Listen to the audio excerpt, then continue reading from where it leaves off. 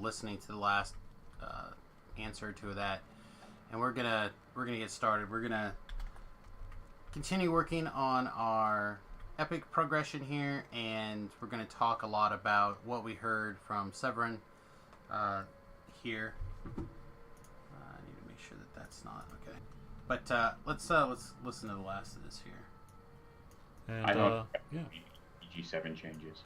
In terms of like they are very happy. So, Monster Manual. Maybe we should just wrap it up on a small one there. Monster Manual. Any plans for Monster Manual in 2021? yeah, I believe that we're working on one right now to have more monster manuals. We definitely want to do that.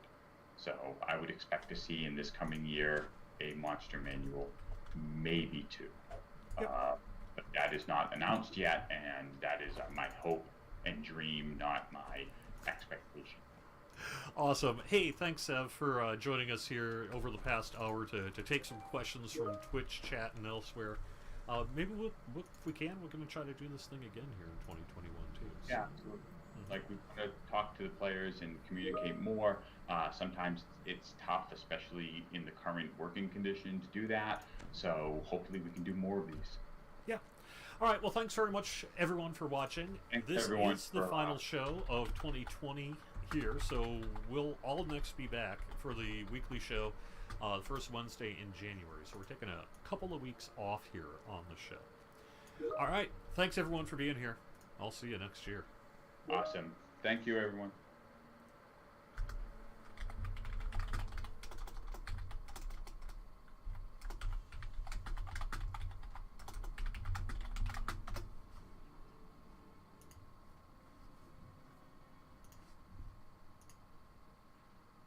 All right, Lana.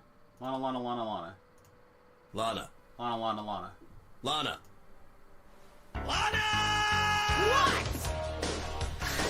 Danger zone. Danger zone. All right, greetings and salutations, everyone. Welcome to Follow the Noob. I'm, of course, Samus. The stream after the stream that everybody wants to watch.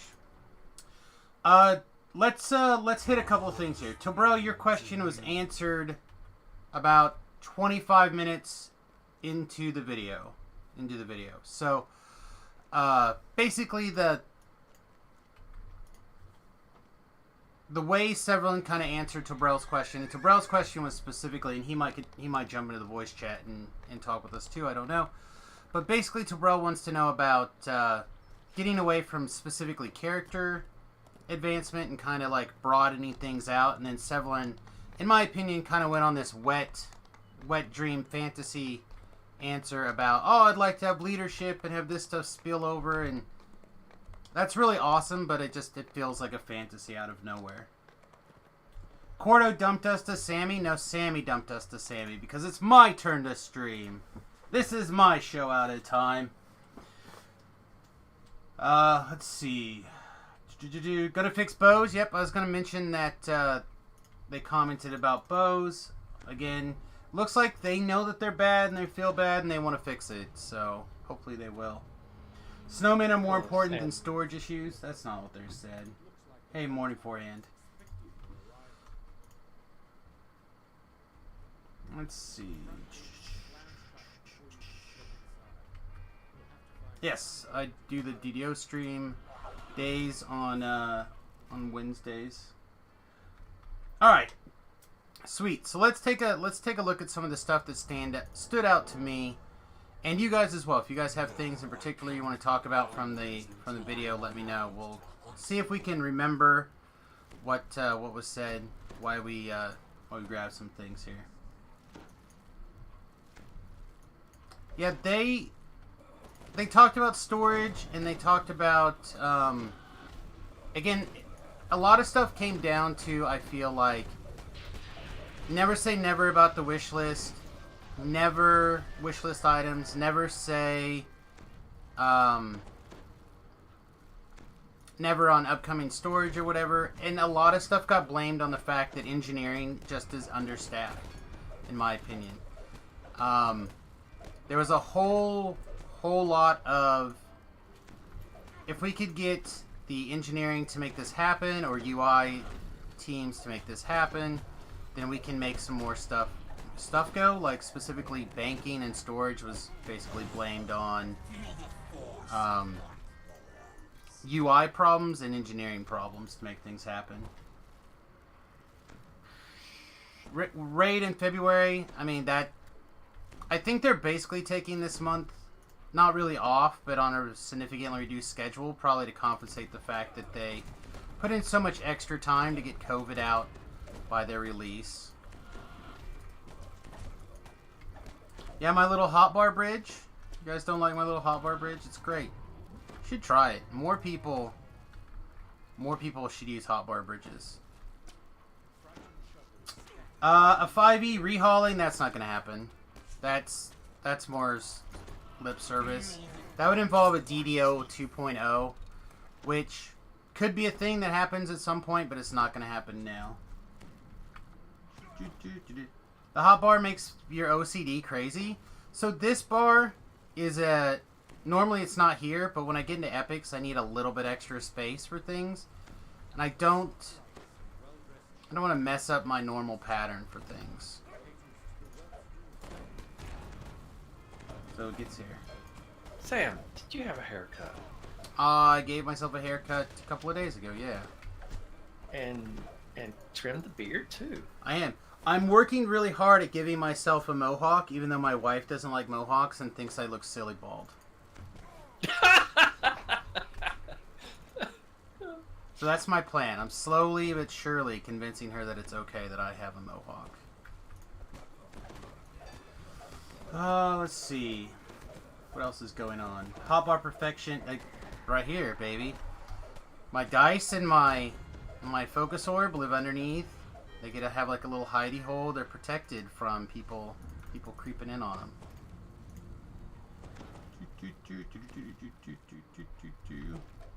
It's not evenly aligned. Yeah, I mean, it covers the space that I need things and gives me zones to manage things, I guess. I don't know. I look at other streamers' hotbars and I just look at it and it makes me cringe. Like Jerry's having like the wall on the side is just like, I need to be able to see what's going on.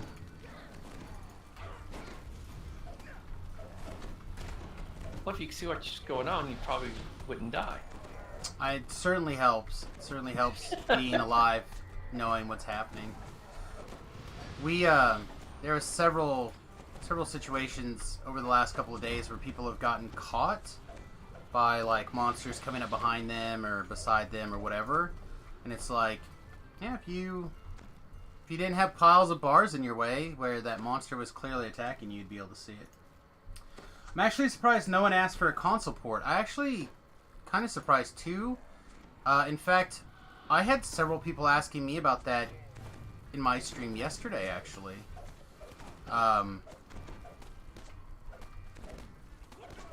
don't know if it's something that's likely to happen, but a lot of people were asking about it the last couple of days. I'm not sure why in particular people are kind of hitting that up. Hope to hear something about early game trap damage. That's a good question. Again, I think a lot of that stuff kind of gets buried in wishlist items. And wishlist items are so hard to get direct answers to. Because everybody has wish lists, right? Everyone has a wish list item. So prioritizing those things are so hard. You know, I threw a wish list question out there about, can we just get some engineering team time on the teleport from zone to zone handler? So maybe we'll have a few less bug out loading screens. I don't know about you guys, but that seems to happen quite a bit lately. It has become a real problem on my stream. Seriously, that guy's just gonna live? Just gonna live and cause me problems from over here? Just want to open this trap, man. Just want to do this trap, my guy. You can use a controller, but that's still different. There are people who like to play on their console. And there are a lot of people who play primarily on their consoles. You know, like PS4's players right now, or PlayStation players or PlayStation players.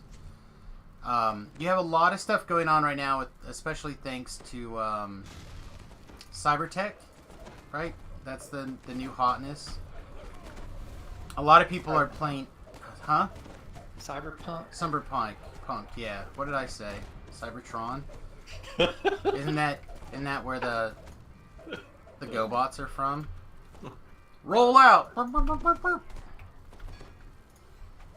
But Well, because that's it's cross-platform, people are talking about cross-platform things right now. They always avoid my question. A lot of people feel like that, but I feel like they do these broad stroke answers that cover people's questions, but they never feel like it's specifically addressed. I just wish they fixed the Artie dog. I know, and that's going to be something that's going to be on people's wish list items that is going to have to come from a major overhaul system. It's not something that's going to get fixed individually. But they fixed it on the Wolf. No, the they Dread fixed Wolf. some of it on the Wolf, but nobody uses the Wolf because the Wolves are bad. All that stuff's going to get pulled into a bigger bundle. Like I said, we're not going to look at that kind of stuff until we do a big pass of it. Sucks, but that's just how it is. Yeah, even the dog collars, even the raid dog collars don't work. Right. They're fixing bows, mofo, which is what I said, that have to do a major overhaul pass on it, and they clearly were working on a universal tree in hopes that it'll fix it. I will hold my breath, not at all, when it comes to fixing bows. I agree. Bows, unfortunately, are bad. The DDO Experience Samus stream is official. Oh man, it's true, that's how it is. Yeah, they pretty much have to fix bows or delete them from the game. That's just it. That's the point they're in. They're so... And I like bows, but they're just not in a good spot, and they haven't been in a really long time. And thinking that they're gonna put them there with this pass, I hope so. I hope I'm wrong. But I think it's going to take more than one enhancement line to fix them. They're going to have... And he mentioned that to even make this prestige... Or to make this work, they're going to have to do a base bow pass. So they acknowledge it's messed up and that they're going to look at it.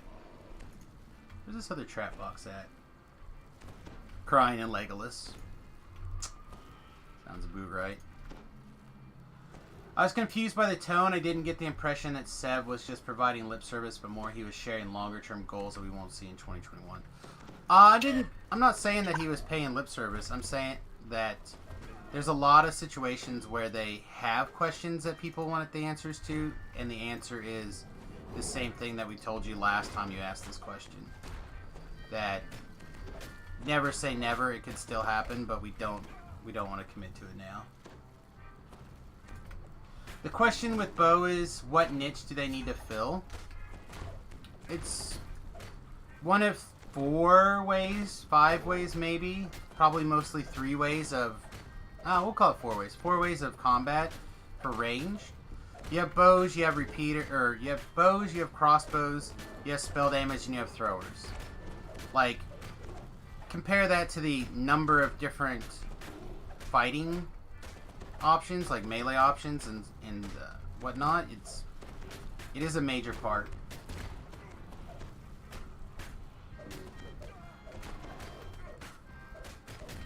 Because if they do the same damage as melee, everyone's going to use a bow because it's safer. Exactly.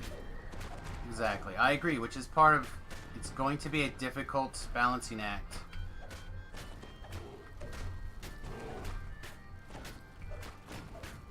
It is certainly going to be a difficult balancing act.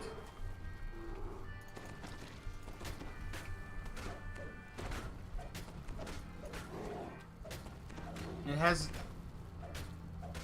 I'm not having this argument with you right now, V-Love. I feel like I explained this numerous times yesterday, and you want to make this the point that you want to hear.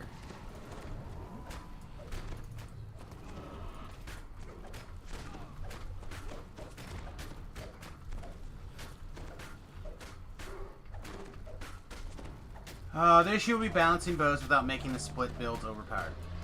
It's a big issue of it. Like, for a while, kiting was just the way of life. There were no tanks. It was all kiting all the time. There's a great video from ages ago. Man, all these guys are not going to die because they all have the death block. Where a group of rangers were going through, I think it was Waterworks, and just decimated everything from range.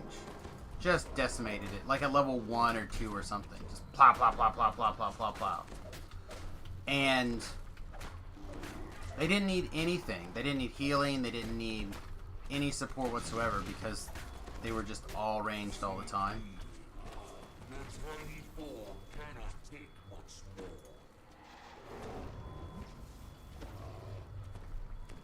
Something weird going on. Feels like I have to do something. Standing still does more damage. Yes. I mean, it's... The problem with ranged is that it's inherently safer than being up in the grill. I like being in the back. Somebody's like backing up or something, and it's driving me crazy. You guys are hearing that too?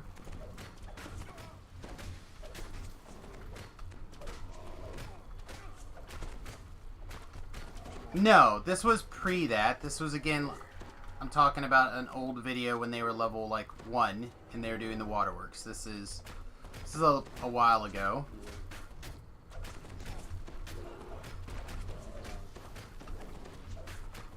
The point, however, remains that a well-coordinated range, like all range group, can do a lot of work. Look at season 1 of the hardcore server. What had the most success? Like all inquisitive builds.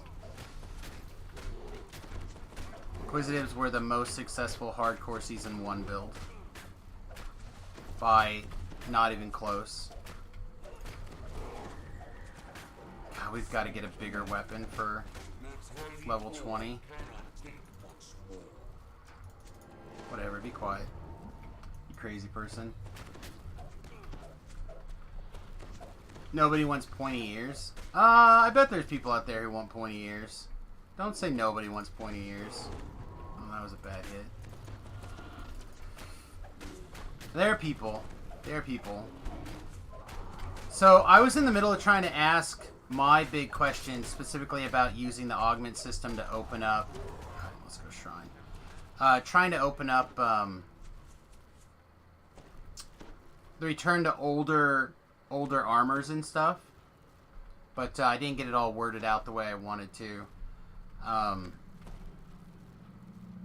Before I felt like the momentum had left, so I ended up writing like a relatively long paragraph, and I didn't feel like it made as much sense to everybody as I would like. But I think that was the opportunity to kind of get that in. That's one of the things that I kind of miss. Don't spread pointy ear support. They're not people. Well, they're not people not because they have pointy ears, but because it's where their constitution is. So what you don't know about elves is they keep their con in their ears, which is why they don't get very much con. It's all in the ears. Think Reapers that port or the danger of killing a vengeance in a group of mobs with improved precise shot helps. I don't know. I think that with your tactics as people kind of solidify things, it works out. Wow, I can't believe this guy was all the way down here.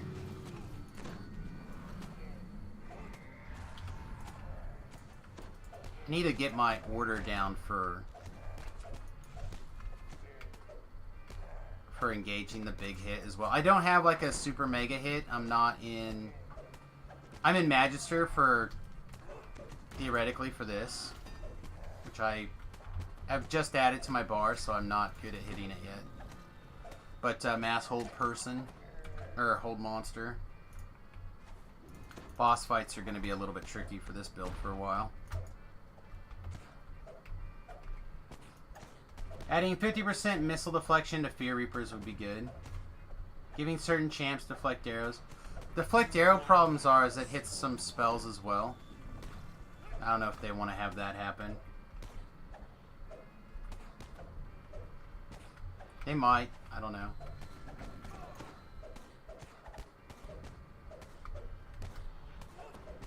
Something else I was kind of curious about, and I didn't take the time to answer, was try to figure out if they have some sort of way to track what's going on in the quest and be able to affect certain like events or spawns that happen inside of the quest because of it. So, for example, one of the things I was kicking around the other day was, would it be possible to, or is it possible, that if they see that a lot of insta-kill effects are being taken place in a quest, if the champions have a higher rate of spawning with, like, Death Ward. Like, I don't know if that's a thing that they have accomplished or can accomplish, and I was curious. That was an opportunity that I kind of missed by not getting that question thought of in advance. Hit the loot all button. That's why we hit the button. What kind of hole hides within this? I know. What else did you guys think that was like the most important questions asked or answers?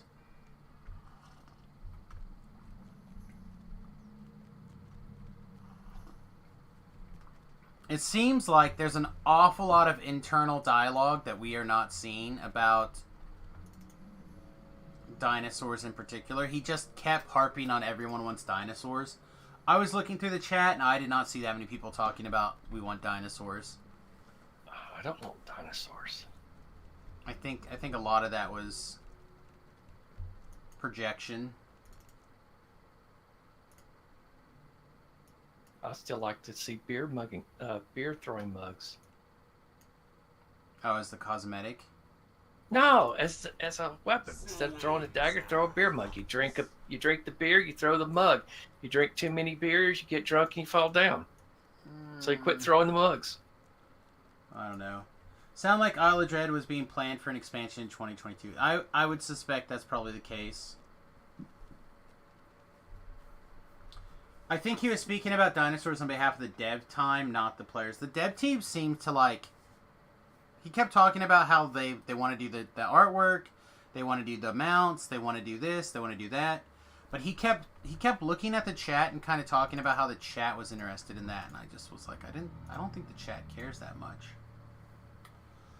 I'd like to see a dwarf iconic. Yeah, I think the dwarf iconics would be fun. So what new race would you think they possibly come up with, Sam? What race could they possibly come up with? Yes. Or the ones that I think are most likely? Both questions answered. I have a feeling that there's going to be some sort of monster race coming out soon. That, like, people always seem to be wanting the kobolds and stuff, and we do have the ability to kind of map as a kobold in limited situations. So I would be kind of surprised if we don't see something like the kobold shaman coming to DDO as a player race, maybe as an iconic or something. I'd rather more content to be ran through than any race or class stuff. So I think the issue boils down to what makes them money, and I think races and classes make them money on numerous levels. So I think that they're going to continue to push those things probably pretty hard. Yeah, when you do a new race, you have to do it to get your completion, and then you don't want to spend a lot of time, so you either auto box it or you spend a lot to get XP potions. So yeah, I think money. A lot of what Forehand's saying is correct. Kitsune or give you death? Yeah, Kitsunes probably aren't coming for a while. For new races that might make it, I'm not sure. I'm a person that always says I want to see more of the base Eberron stuff brought in. So, like, I would be down to see changelings of some way, shape, or form. I'd be down to see... I would like to see shifters, but... We're not quite there on shifters yet. In my opinion.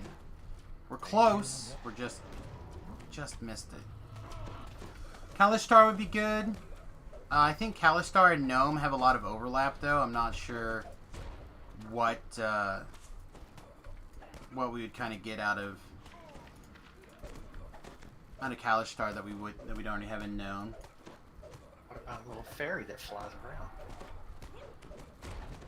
I don't understand that comment forehand. Oh, you Being want a a fairy as fairy. a player race? Yeah. You're never a little gonna. fairy. You can't get that in DDO. I know, because it just fly over all the traps. Well, not that, but it would. Pixies and fairies are like CR9 equivalents things. There is no way to balance that out in a DDO player race, I don't think. Like, it would be overwhelmingly powerful by comparison to pretty much everything. More Kalistar would importantly, come out with they're a too Sonic short. class. They also are too short. I could agree. They cannot reach the pedals on the airship, so therefore they cannot be in the game. Hey, but you can put them in your pocket and have a lot of fun. I could put soulstones in my pocket. Yeah. Kalistar Sorcerer iconic. Again, aren't Kalistars like an int based? This is gonna be a terrible one. It doesn't take a Kalashtar. Yeah, I'm pretty sure it's an int based class in general though. That's not the button I wanted to hit. Hello, Talaba. In my opinion, we need another strength-based race. A troll would be sweet. I would like to see a Minotaur, in particular. Minotaurs, yes. But, It's too real, but, you know. I don't see it happening. Is this somebody's way of saying they want to get in this group? Guess so, it's fine. Just be careful of what time of day it is. What's thy language?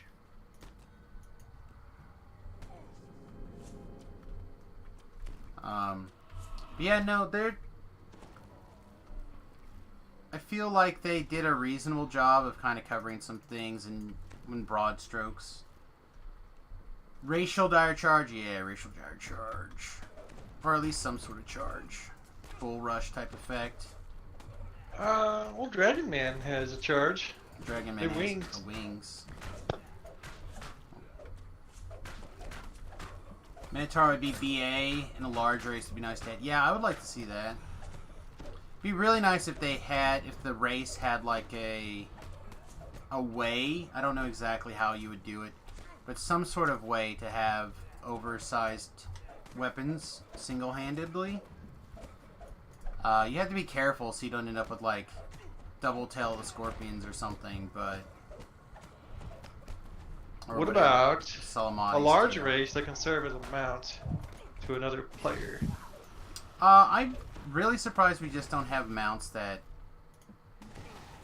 people can combat? double mount on. Like, it doesn't make sense to me that you don't have a double mount system yet, or a triple mount system. Oh, this guy is gonna wreck me, huh? Oh, wait, what am I doing? I have Holt undead. If I can... Oh, I got him. I got him. Is he gonna kill me, though? This, fire dot's real. Alright, we lived. I was thinking Troll with regen, healing amp enhancement, strength enhancement could fill both tank and DPS roles. Yeah, that doesn't sound bad. That could be something they could fix Shifter with, is a bloody...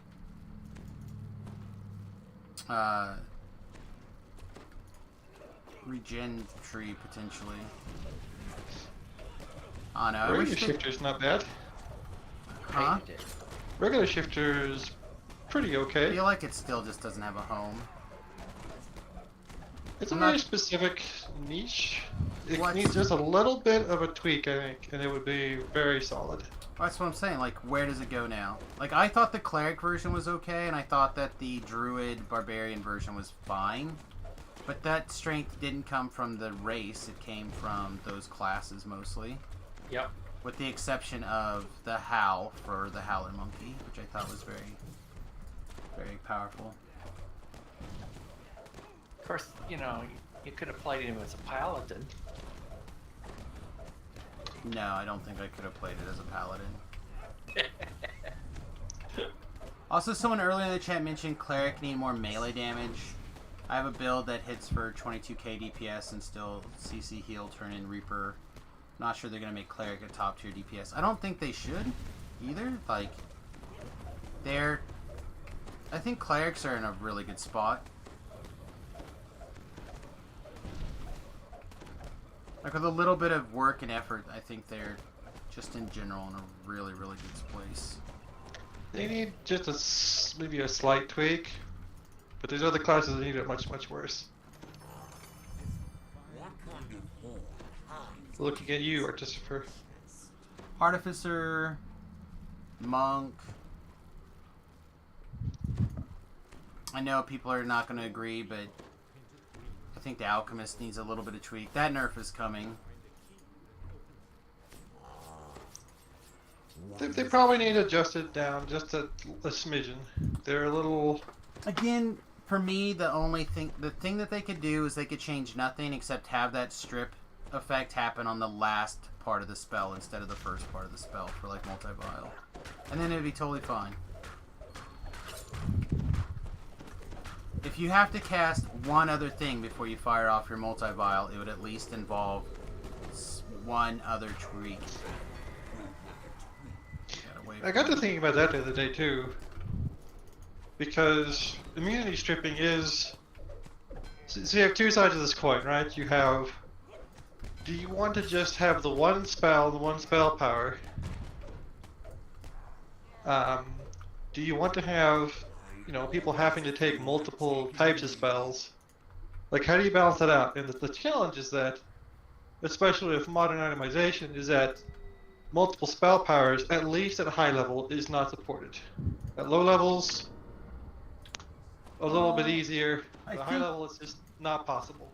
I think Not they viable. adjusted some of that with the Augment Pass. And you don't need both of them to be the maximum. You need one to be maximum and the other one to be usable in the situation that you're stripping doesn't... you can't strip or whatever. Again, I'm not saying that you can't have the ability to strip or that doesn't work. Me personally, I feel like it becomes very boring when your hammer is all you need. Like, you don't So, go work on the your car with corollary- nothing but your hammer. That's fair, and the corollary to that is same thing with a weapon, same thing with whatever. Diablo addresses this problem by basically just taking it away completely. Everybody strips all the time. It's not a big deal. Yeah, so then what's the point in even having them be anything besides just like pure damage? Then the point is you're attacking with the kind of character you want to be. Do you want to be an ice caster? Cool. You want to be a fire caster? Cool.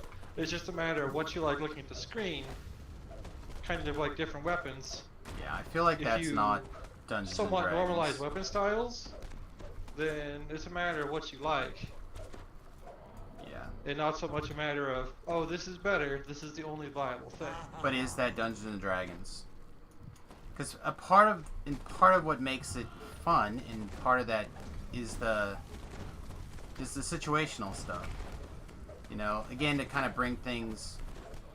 Tobrell is playing in our in my Sunday D&D group, and he's you're an ice sork essentially, and we ran into. Multiple elements, but Well, go I mean, ahead. upon other things, but you're casting a lot of water spells and such. Man, this is really getting me here, huh? But there was some creative use of some spells earlier, you know, using some of these things to do some things, and then there's also times where, like, we're trying to. There are some moments where it's like, no, guys, this doesn't work here. Sorry, this is not how this is going to happen.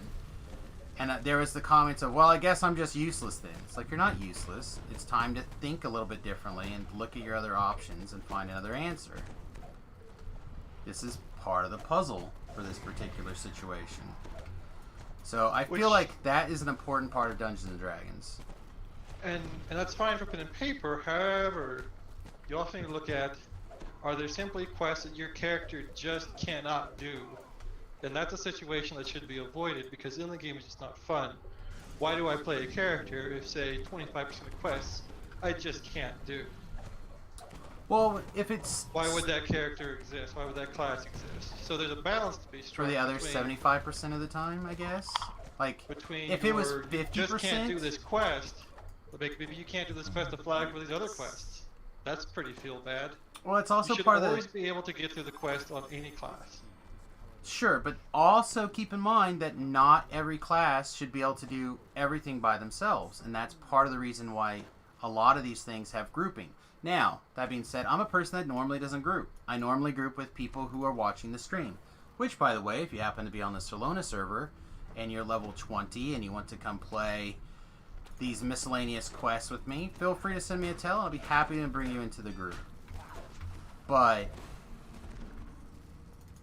that's where the grouping mechanic brings in that other 25% of the time that you might struggle. Which is fine.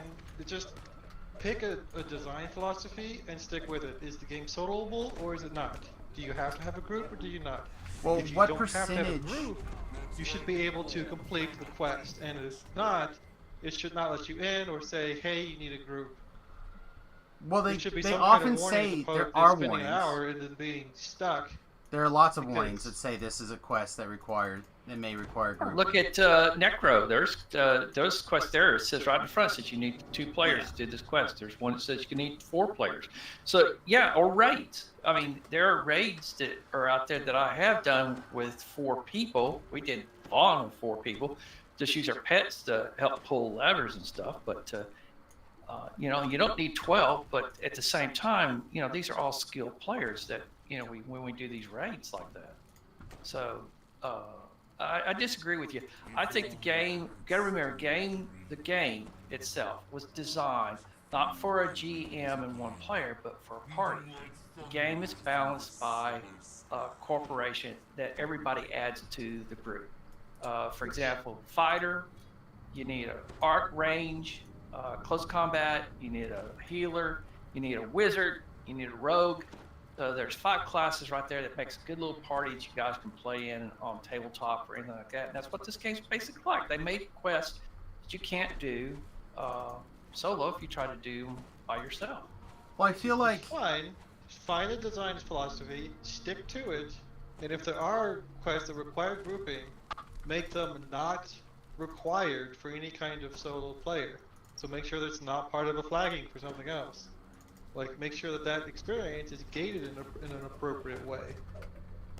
yeah, I feel like that philosophy. This is where Tobrell is definitely correct. Is that philosophy wax and wanes a lot? You know, they go back and forth a great deal on whether they want the game to be super solo friendly or if they want the game to be not solo friendly, and they go back and forth on the various. They wiggle it so around. Instead of, And just kidding, it's not solo friendly after all. But It's too bad to be you. I don't always think that's a problem for certain things, though. Like having a quest or quests that are not solo friendly seems fine to me. But being consistent is not That's the is thing. not If something you're that going they've to do been it- good at, and I would like to see them improve. Yeah, if you're going to do that kind of thing, be consistent. Let people know up front what is up. You don't have to give spoilers for the quest or anything, but just say, hey, you literally cannot do this quest alone, and then don't let people go in there alone without a party. Give me a second here. Thoggar, when you run the monsters away from me, I can't save you. That's a shame. Run the things this way. Okay. Carry on.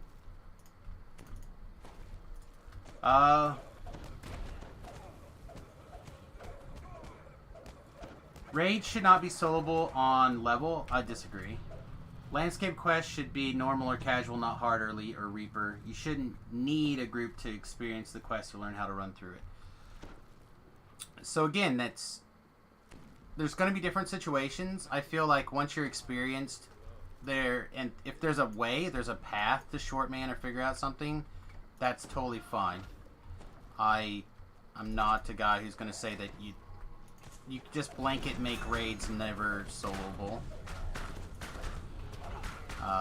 Especially from the like earlier quests where there's a lot of things that if you don't catch the window, this is a complaint I hear all the time. If you don't catch the window when a raid is hot, you're never going to be able to do it because you won't be able to get enough people together to pick it up later because the raid's not hot anymore.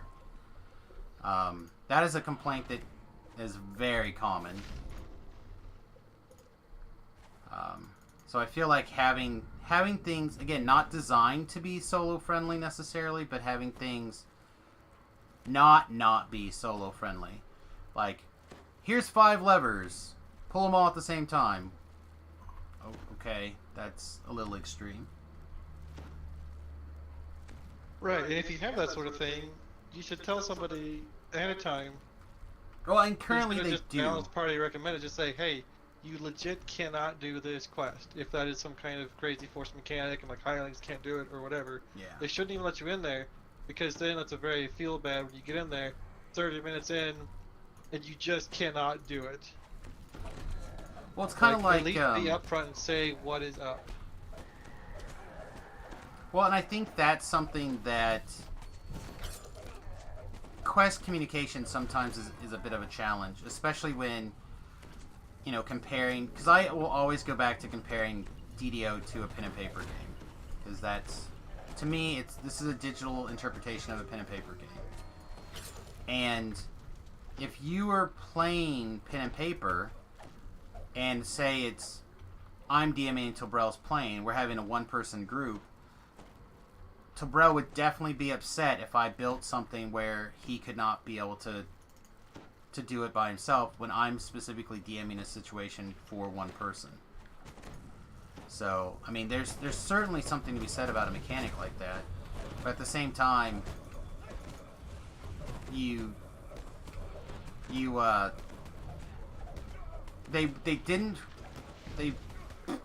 they went through this weird kick, and they continue to do it to this day, where they can't decide what percentage of the game they want to be solo friendly and what percentage they want to be not. You know, I made a suggestion one time about, I think it's time that you have a class of hirelings that you can buy with Reaper or the mysterious fragments that are a little bit souped up for Reaper mode. And I was literally told if I, quote, needed a hireling for Reaper mode, then I shouldn't be playing in Reaper mode. Quote, unquote.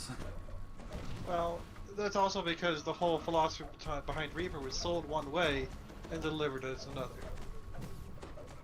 Because of incentivization for running R1, especially, you've made that quote-unquote the standard gameplay for a lot of people, not just oh, this is ultra extreme challenge. There's no handrails at all whatsoever. When in reality, certain things have been balanced for Reaper, but only kind of, sort of. So it's that overarching. That's the biggest thing I got from the talk, was that there's still not a single person at the helm with clear leadership, and there's not a style guide or a philosophy behind what is DDO, how do we do quests, what is the idea for, you know, character progression, difficulty and whatnot. There's no one at the helm. And as a result you get all of the, like you said, the wishy-washy, like somebody's promoted, now we do it their way, and now they're out, and now it's completely different. And then the whole game doesn't adjust to that. And there's something to be said about you can go one way or the other, like a faction that's pushing for solo play versus a faction that's pushing for group play. You can have different areas of content cover both, or even in the same content. Like this is a quest that we designed that that is more solo friendly or less solo friendly or whatever. You can do that stuff and still feel fine. But the problem is that it bounces so hard so fast sometimes with no real logic reason why. So like for example, that quest in the Feywild, I'm going to try to be vague, but there's a point in the time where you end up having to chase a monster around the zone a lot, many times. People who've done the Feywild quest hopefully have figured out what I'm talking about. That quest. That quest is certain abilities incredibly to difficult to solo. Not because the quest is hard, but because that guy's shooting around the screen so much, it can be really complicated. Alright, why am I frightened when I have a GH running? Is this just a bug? Is this not working correctly? It's because you're short. Also, that's one of the guys that casts Chill Touch. Yes, I can see that I have Chill Touch, but I cast Greater Heroism. I'm immune to fear. It ignores GH for whatever reason. Okay, so it's a bug. There's some consistency for you. So that is a bug then that needs to be reported. Solo friendly means traps no longer matter. Disagree. Just because something's solo friendly doesn't mean that they can't get you. In fact, I would expect it to get you. Solo friendly means we're not going to have a mechanic where so like Giant Hold Tour used to not be solo friendly. Right? Then they went through and they fixed it to be more solo friendly. So someone could run through and pull that lever, run to the other side, pull the other lever. Bam. That is now solo friendly. It doesn't mean that the quest is any harder, any different. It just means instead of physically having to have something happen at the same time in two different areas of the map, that you can make things happen. Reaper mode was to promote group play since anyone can solo elite. That's, one, unfortunately not true. I would agree that people could solo stuff pop a bundle if they try, but so many people are not confident in their abilities, nor do they have that capability, that they could solo. However, a lot of people are very experienced and can solo Reaper 1 with a little bit of work and a little bit of effort and a little bit of forethought, which is something that I've been trying to express to people a lot lately, is that anybody can make this happen if they want. I'm going to get you dead, I think. Where's my meld button now? Let's hit this button for a second while I heal. Yeah, we So- did. As a corollary to that, the more and more new player posts that pop up and people in the discords, it seems to be very apparent that so many people either have come back and or have just started because of COVID, because of the free DDO codes, because of whatever other marketing happened to get old and new people back in. There's suddenly another gap, similar to 2009 when the game was free to play, and you had all these people that had played forever because it's a very niche game. Then you have like, some actual audience come in. Mario DP, welcome to the USS Fat Halfling. Sorry, carry on. I want to thank those people when they hit the subscribe button right Yeah. away. And so now there's this big gap again.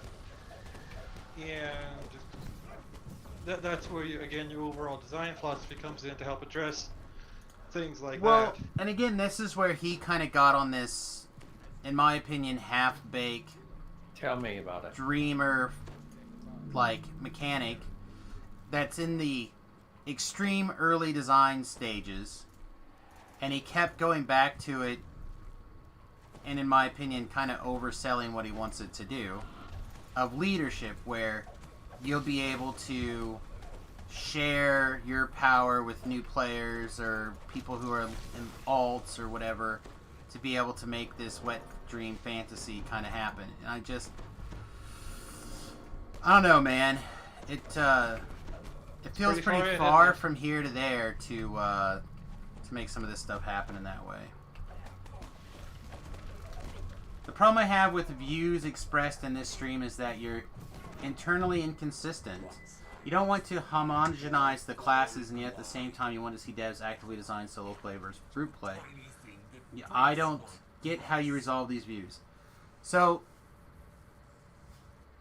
maybe I'm not being clear. There's times and places that devs could design for solo play. There's times and places that devs could divide exclusively for group play.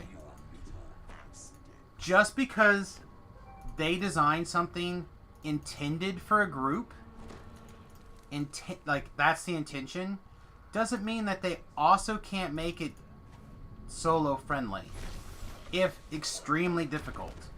By taking out a mechanic, like I pulled these two things across the map at the same time to move on, by taking that kind of stuff out does not necessarily mean that you're discouraging the fact that you would like people to play in a group. So, if I may, an example of this, Final Fantasy XIV, as you're leveling up, to do certain instances, you have to be in a group. Like, it is required. Now, when you're higher level, you can come back and do it, what's called unsynced, where you can come in with whatever level character you are and just plow through it. Just to, learn it, do something you missed because it's not popular, etc. So there are ways that other games do this. That's the reason why there's a difference between casual and normal difficulties. But going through a quest like the previous... So going through a quest that's designed exclusively for group play or whatever. So like, again, think about old Giant Hold Tour. It wouldn't matter if you went on that quest and did Giant Hold Tour on casual or not. You wouldn't be able to complete it if you were solo previously. With the addition of hirelings and certain things like that, then you could. And that is a big part of what I think Tobrell is trying to address with the feel bads, because you don't know that that's going to come up until after you spend 40 minutes in the quest figuring things out. You think they need to fix the bugs and the lag from hell? Well, that seems to be a pretty easy consensus, which again they kind of blamed on the lack of staff and, in my opinion, funding. Like repeatedly, he basically said we don't have enough engineer staff to make some of that stuff happen. That's development in every realm.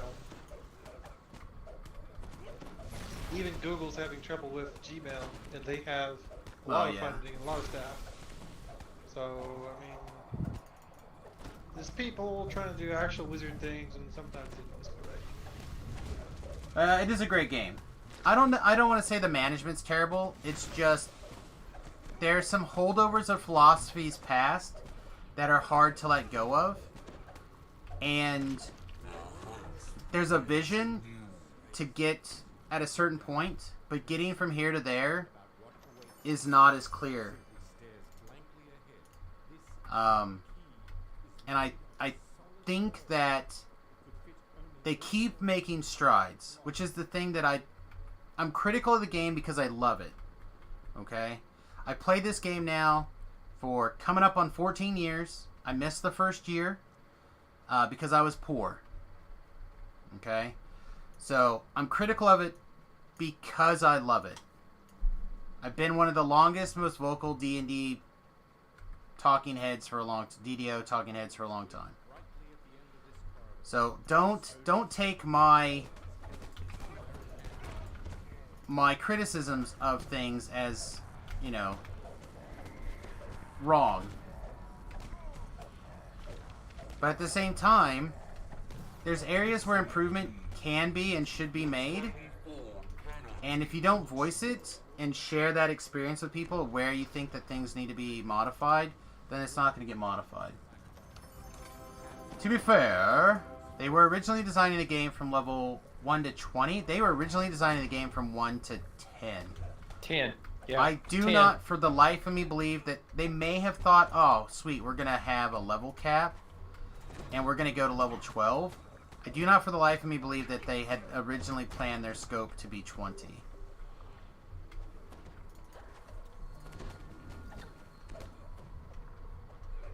Dakar, open the chests and stop playing with the running around from the trash, please.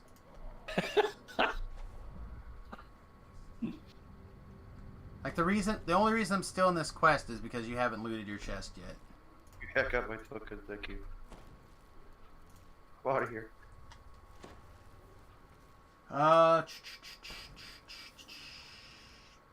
Let's also DDO experience says soon it'll go to 40. Let's hope not. Oh, one of my major complaints with DDO has been the level increase speed. I feel like they've jumped it too quick, too many times, and I hope that they don't jump too fast again.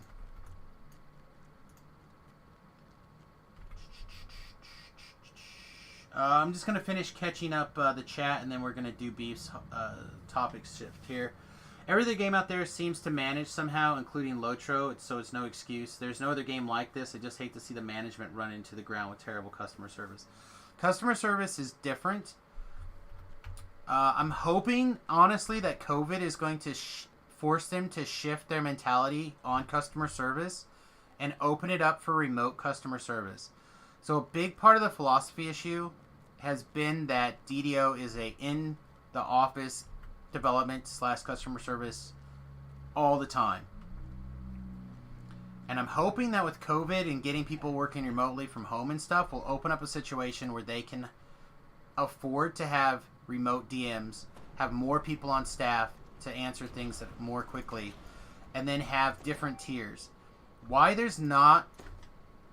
don't have remote in-game DMs, I don't understand. Like, you could pay somebody $11 an hour to do in-game DMing and have the same report to the people in the office and go, hey man, you created these items. Why? Or you can't do that. Or adjust your remote tools so people can't do that stuff. And have a tree. Like, I think COVID has given them the opportunity to work on this stuff, and they've definitely worked on it for development. Now they just need to continue with the thought process to work on it for customer service. Okay. Beef says, shift topic. I'm excited about the prospect of D&D movie possibly bringing investment to the game. Yes, the new D&D movie, I shared it the other day. Chris Pine has signed on as the lead. I'm down. I Facebooked it.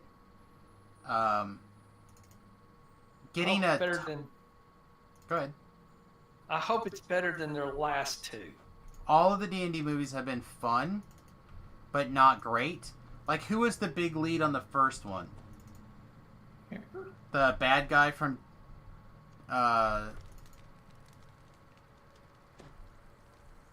Hard 2? I can't think of his name off the top of my head. Like, that was the star from the first one? Who was the star in the next two? Jeremy Irons played. Thank you, Jeremy Irons. He was the bad He's guy from already Die dead. Hard 2. No, that's a different guy. Jeremy Irons. Oh, is the 3. guy from, Sorry, it was 3. You're right. It's 3, not 2. But I like the concept. I mean, of a movie, definitely. But Well, I'd like them to do better. So, D&D has this really sweet resurgence currently going on, but it has like these bumps that happens over and over and over again. So like right now we're in the biggest resurgence I think we've ever had. And I think a lot of it has to do with the popularity of like Critical Role and I guess Stranger Things and like I would say Lord of the Rings movies have probably had a part in it, like starting that ball re-rolling again. So it's a good opportunity for things to push forward again. So hopefully we can get this momentum going. We get a really well-written movie. Because again, the problems with the D&D movies has been, in my opinion, weird writing opportunities and stories. Like, there's been absolutely amazing stories out there that could be Dungeons and Dragons stories. Like, a lot of the gamer stuff is absolutely 10 out of 10. But they don't have budget or cast or anything to make it happen. So, like, things could chunk. But if you tap into some of these people that have these kind of experiences, write some of these top tier things, get away from the normal Hollywood drivel, and I think you'll be in great shape. Well, and the other part of the problem is that you have situations where it's hard to get certain movies made. Like, could you do a Forgotten Realms thing? Probably. Could you get away with an Eberron thing? Probably. Keith Baker would probably be on board. He'd probably write the damn script for you. It'd probably be amazing. But for some reason, they don't want to tap into these things, and I don't know why. I don't know if it's a money thing. I don't know if it's a franchisey thing. I don't know why they can't seem to tap into some of these things. We don't want movies. We want a series, i.e., The Witcher. Well, we're getting the Critical Role series, right? They have at least one, possibly two. I think they have one animated one for sure, and then aren't they doing some of their stuff in another series? So that Witcher class would be a nice class to have. I have no idea about the Witcher class. They're talking about the Witcher TV series with I know, I watched it. It's great. Superman. I liked it. I haven't watched it, so I can't I'll comment. be quiet then. Yeah, I can't comment. It's probably fine. I hear nothing but good things about it, but I have not seen it. I count the hours until I honestly don't spend a lot of time watching Netflix as much as I spend watching, like, other streaming services right now.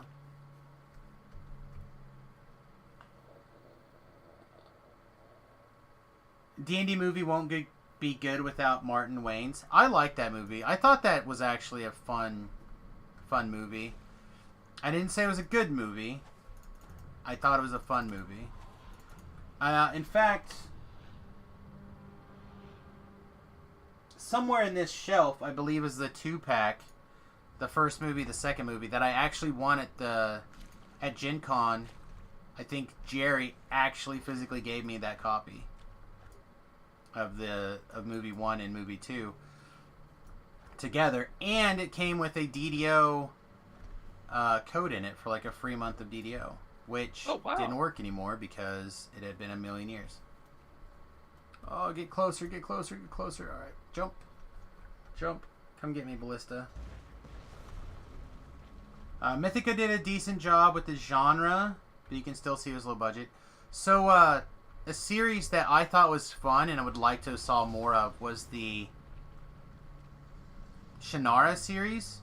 Oh, I agree with you on like, that. I didn't even know that existed until I happened to stumble across it on, I don't know if it was Netflix or Hulu or where. But, it's like, Netflix. it's Not Netflix? Netflix, but Amazon? I don't know. It's one of those. Doesn't matter. Yeah. But I watched it, and I was like, oh, man, I can't wait for this next season to come out, whatever season it was. And then I went and Googled it, and it's like, you know, people are still asking for season 3, and this was in 2009 or something. I'm like, oh.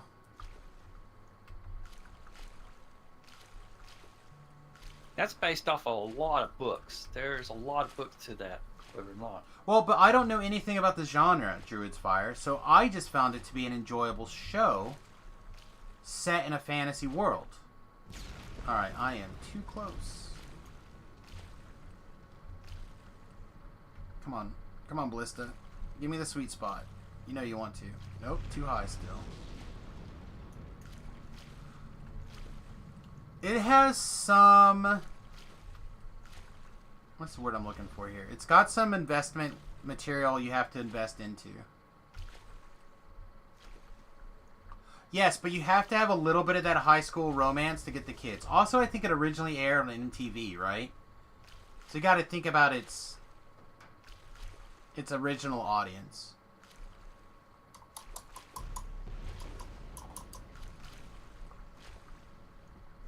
The genre books are just pretty standard issue D&D kind of thing. Yes. Yeah, I've never read them, so I don't know. But I'm just talking about watching that series is all. Since we're talking about series that would kind of make good shows and how they could be implemented nicely. What else is going on in here? Also, can't forget the Adventure Zone podcast. It's in the top 20 podcasts, and it's 3 brothers and their dad playing D&D. The DDO Experience! Welcome to the USS Fed Halfling. Thank you very much for hitting the button. Also, for those of you who don't know what I mean when I say the USS Fat Halfling, I feel like I have to say this every once in a while. But I have purchased a school bus, a 1994 school bus. And I am in the process of converting it into a tiny house that I plan to transition full-time into. And like you're supposed to with a sweet, majestic boat, I've named it the USS Fathom. I cannot get this ballista. The sweet spot on this one is crazy. Do this from the other side. Probably just get murdered when I go up there, though. You found your original DVD case, but the movie is not in there. Obviously, you loved it. Loved it so much that you left it in your DVD player. I have my original copy floating around someplace as well. I think my originals were like VHS. Did they even have VHS when that was out? I think it did. I don't know. That feels like a really long time. Possible. I don't even know if they still... Do they even physically still make VHSs? I don't think so. I don't know. Somebody said that in China they still make them, but I don't know. Thought cars decided to get exploded. That's a I'm about bad to try. idea. Come get me, Ballista. Come on. Give me another good Japan hit. stopped doing Betamax a few years ago. Oh They yeah, stuck they're really heavy to carry around as you moved around a lot.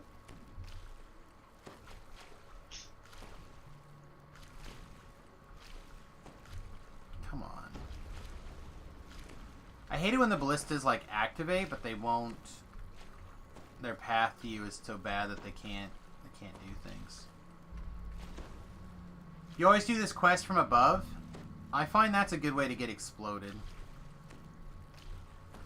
Honestly feel like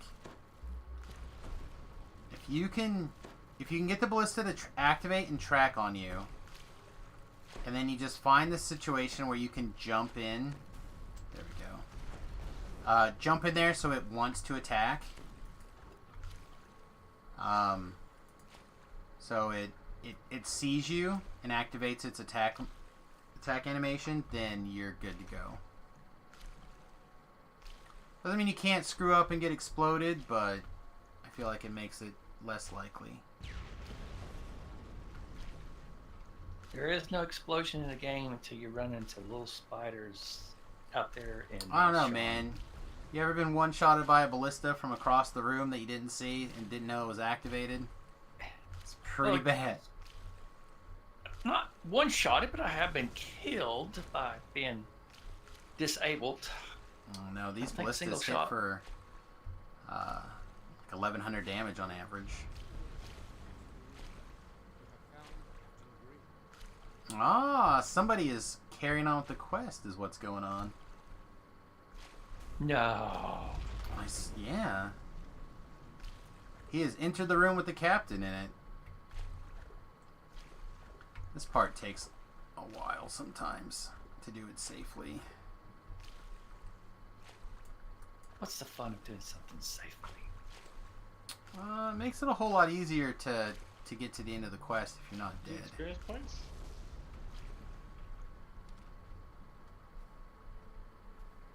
Come on. This is, I'm pretty sure right here's around the sweet spot.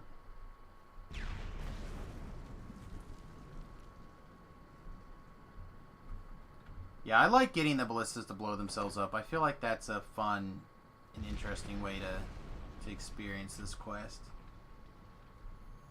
Maybe because you're not doing it on Reaper, that also certainly helps. The difficulty that you do the things on definitely changes your tactics in a meaningful way. I agree. Come on. Oh, looky there.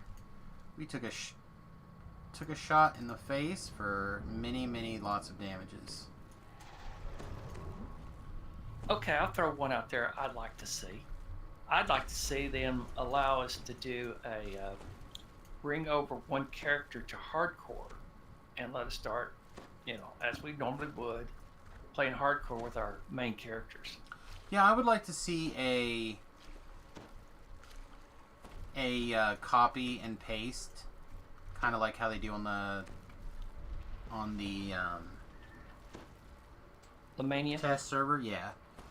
Yeah, Lemania. The problem is with something like that is there's no even ground, so it's hard to have ladder competition when there's no even ground.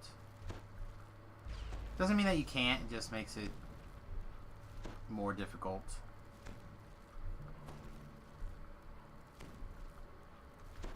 I mean, I know we got some guys over here on our server, and all they run now, and it's bad. I think it's bad. Is R10s.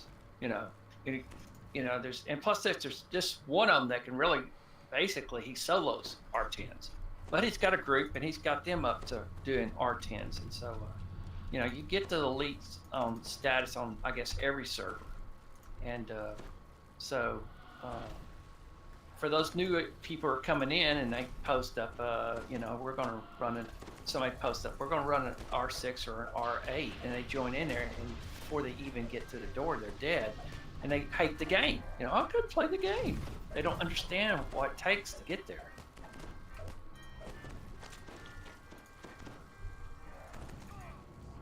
Yeah, I mean, again, it depends on what they want to do. I think that the ladder stuff is very fun. I think they could experiment in a lot of different ways with it. They're just gonna have to try different things, I think. I feel like having that sort of competition is good, and I would like to see them just incorporate it somehow more in the regular Dungeons and Dragons online experience. Something that would boost the game very much is a P versus P server. I think it would be loads of fun. Disable powered stun. Yeah, I think you're very much in the minority on that. If there was an incentive to do it, I think they would. Go to taverns now if you just want to try your tune out against somebody else's. Yeah, that is where you would probably want to have a singing competition, would be in a tavern. You can do duels also. It transports you to like a fancy map. Yeah, you can actually play. You actually can do the King of the Hill, or take the objective. Do it with groups of threes, or like I said, you do one-on-one in taverns. Just go in a tavern and go to the fighting arenas. There's some that gives you cover, and some's got little rooms. So I don't know what good it is if you're sitting there trying to sing and everyone else is trying to kill you, though. I just don't understand. But Sam, a person that sings good doesn't have to worry about getting killed. Yeah, is that how it works? Yes, if you really suck at it, you're gonna get killed. Not only does the patriots, the monsters try to kill you, but your own friends and allies will too. Well, friends like those, I don't need monsters, I guess. Yeah, I've got those kind of friends. I know. Like I said, I see it in a lot of different ways, and I see a lot of things in different lights. It's one of my disadvantages, I guess, is that I tend to see things in both directions. I think some of the funniest things. Up is this way, or I got to go up. Yeah, I think one of the funniest things is a couple of guys in my guild who are they've been playing like from the beginning also, but they would run into the quest, and one of them be doing the quest, and the other guy be running around just trying to screw the quest up, and they would go like he'd go in Reaper and he'd get everything in there activated, get the whole thing in red alert, and then drag all the monsters back to him and run by him, and then I'll attack the guy that was doing the quest, and he said, "Dang you! Can't believe you just did that." Trolling people is a time-honored tradition, apparently. Yeah, it has it is. various degrees of aggravation for people. I was talking about this the other day, because somebody had mentioned the fact that there's some major trolling going on. I think it's the Lannis, I think is what they were talking about.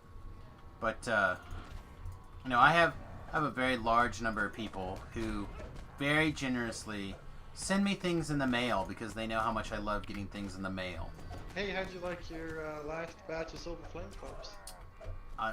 Thanks, That my was friend. actually ham. It was wonderful. I appreciate it. So anyway, like I said, trolling comes in a wide variety of things. And you can either enjoy it and accept it for the well-meaning hazing that it is, or you can be upset about it. Or you can report it, you know, and you can make sure this thing is actually active, and then I'm going to go down here. And, you know, there are people who... Now it's active. Would you please shoot at me?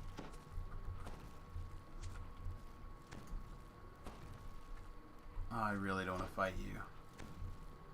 Really don't want to fight any of these things. Oh, and I fell big time.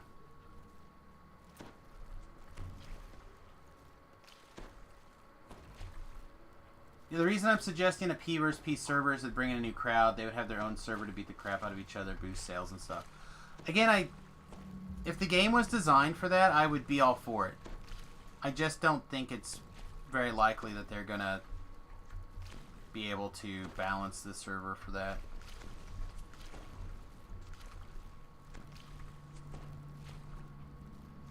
So, like,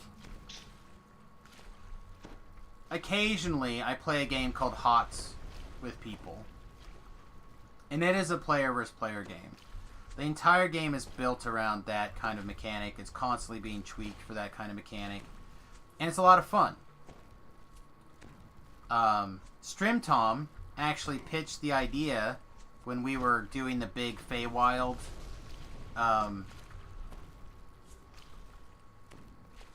DDO cast recording. It's like, why don't we all get together and do a P versus P tournament?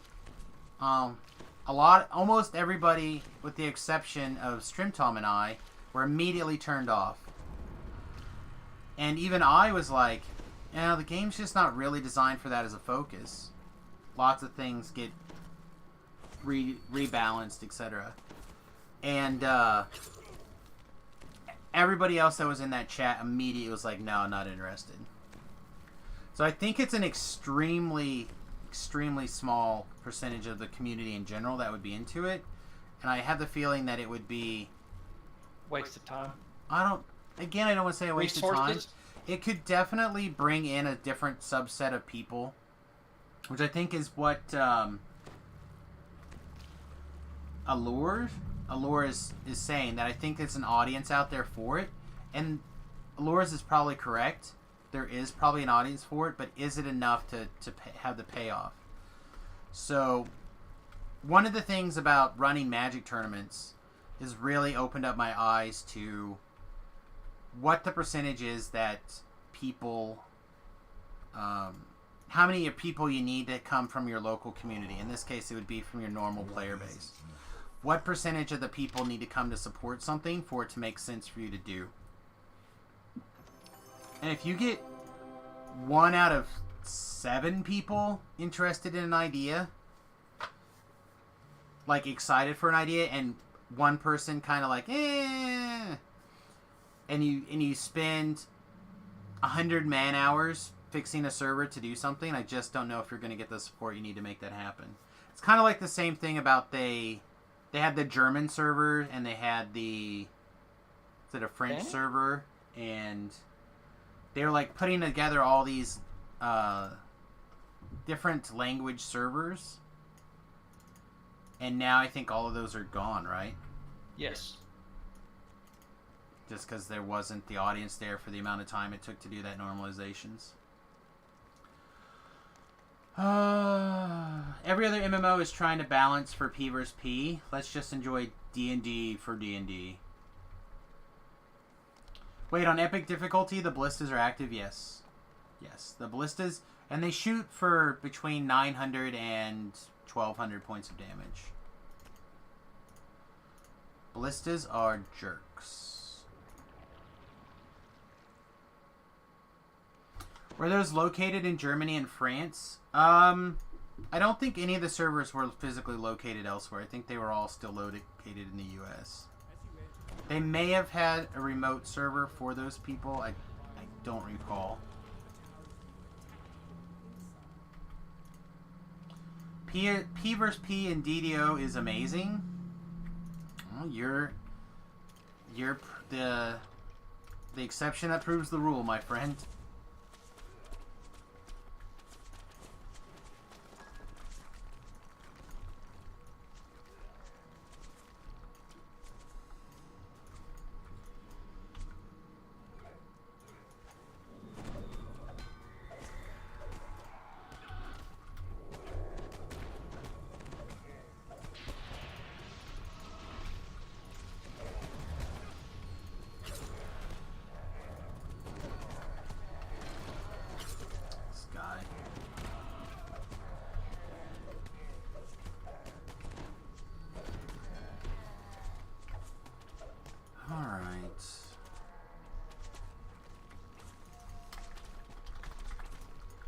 Alright, we're ready to leave. Okay. Thinking of running a 3 vs 3 tournament on Kyber soon. If I do, I'll release videos of the matches. That sounds awesome. I would watch. I don't think I'd be interested in playing, but I would watch. Which I think is the problem, right? Is that it would be something that's fun. And the people who are good at P vs P and that take it seriously are very good at it. I just, in my mind, if the game is not balanced for it and it's kind of glued on as an afterthought, makes stuff really difficult for me to get interested in.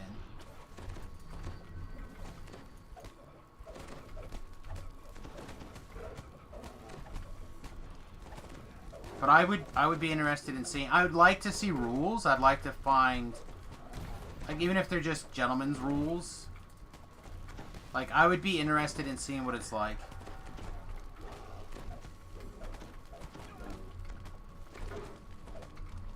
So, like, what we proposed was level 7, starter gear only, etc., etc. Certain warlocks straight up banned. And I'm like, yeah, I don't know. Because apparently warlocks at level 7 would be unbalanced compared to other classes at level 7. That probably is true. I don't know. The great old ones get insta kill really low level.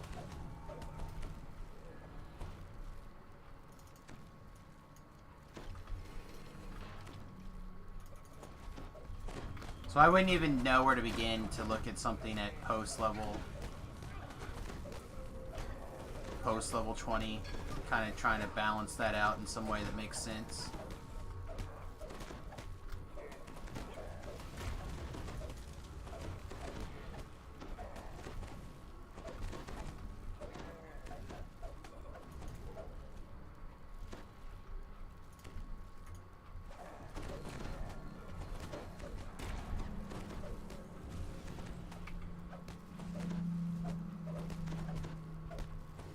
Game boils down to whoever can color spray first. You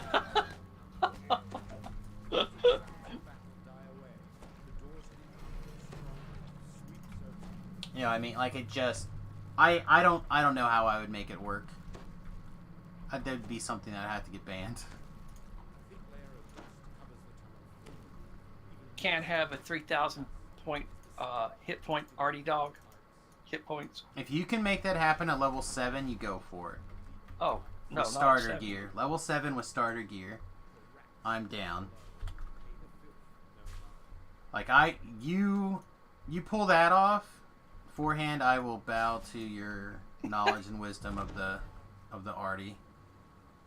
Well, starter gear. Starter gear? No, I can't do it starter gear. I start saying I could go out to 3-barrel farm for the hand wraps and then turn them into dog collars for the dog. Okay, so how does... I don't see how that's getting the 3,000... like, even if you could do that, how do you get 3,000 doggy hit points? Oh, okay. You can't. That's it. That's like 30. Okay. This triform may be useful. Do I need to, like, let the door open for you or anything? Or are you fine? I'm okay. Okay. Everybody's awful quiet today. Too bad collars are broken. Yeah, Yes, they are broken, big time. I don't know if that's too bad or not.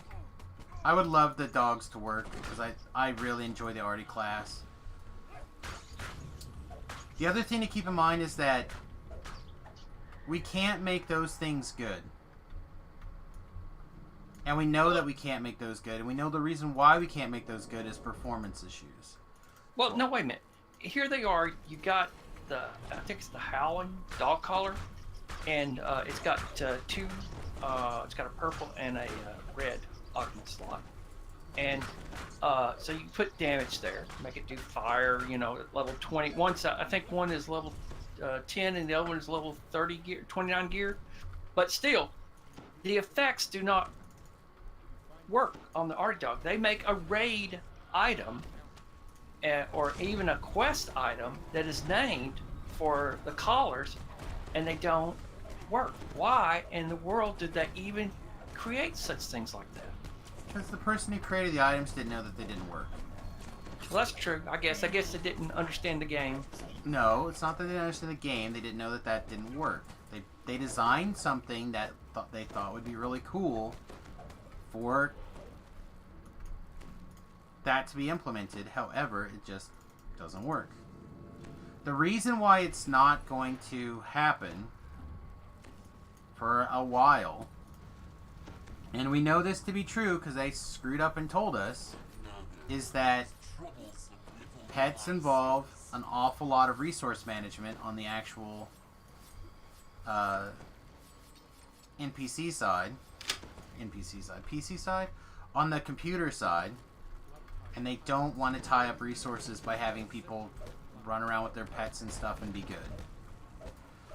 That's why Randy has a certain point that he's good to, and then he's kind of over. Because they don't want people using. They don't want a bunch of people running around as necros with their dogs or stuff running around.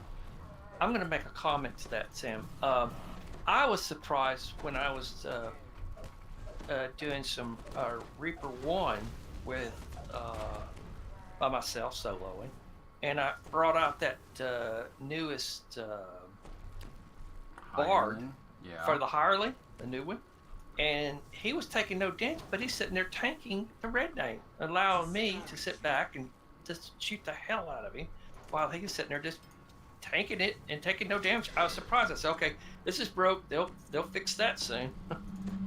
I've never actually pulled out my level 31. That was not the button I meant to push at all. You stop before you do bad things. I feel like the level 5 version is not ideal. I feel like his casting speed is really, really slow for what he's casting. Like, just his physical animation is 80% where it should be.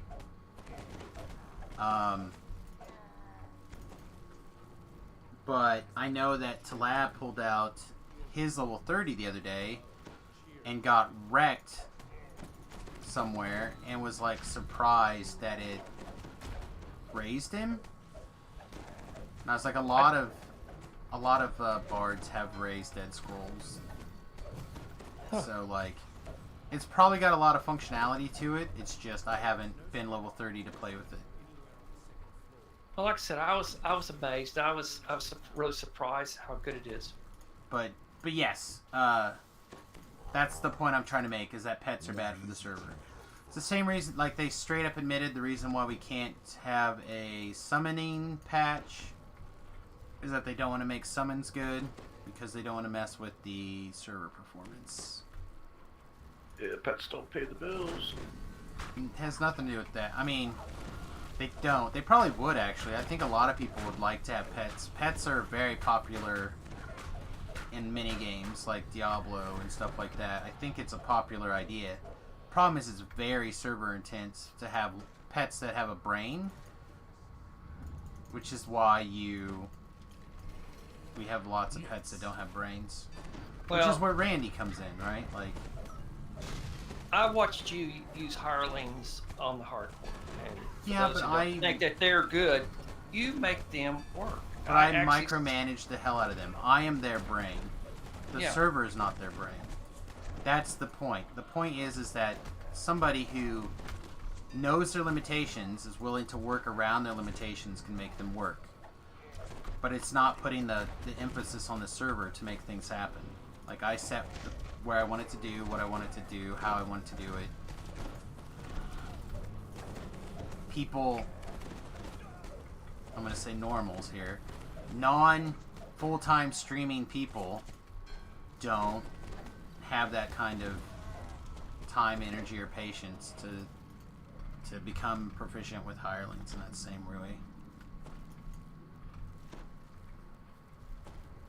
Because they made summons to be server side and not client side. They can't... I don't think they could successfully make... I don't think they could figure that out. I don't think there's a way that they could switch that pathing to our side in a useful manner.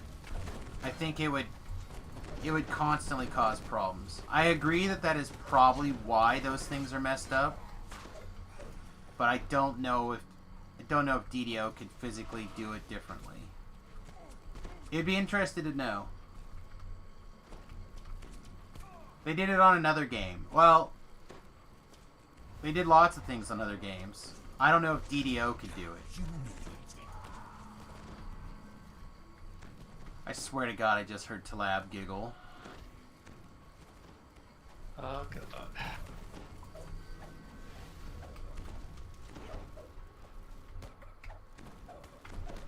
Also, there's a lot of this DDO mindset of keeping resources on the server is what they prefer, because they don't want to accidentally have some sort of interference that somebody could hack in and make something happen. I don't know if that is a realistical worry. I suppose it could be. Like, how messed up would it be if somebody wrote a script because they had they had pets work client side, and they wrote some sort of script that overwrit the reporting tool and reported that the summons actually hit for like 10,000 points of damage or 100,000 points of damage I almost feel like taking because it's lead. client side.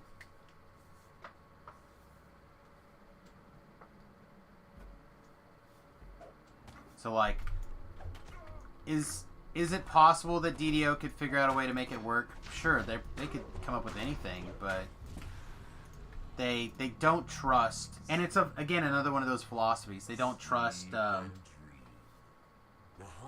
They don't trust things coming otherwise. It's the same reason why we can't seem to get offline bank management. We can't get offline.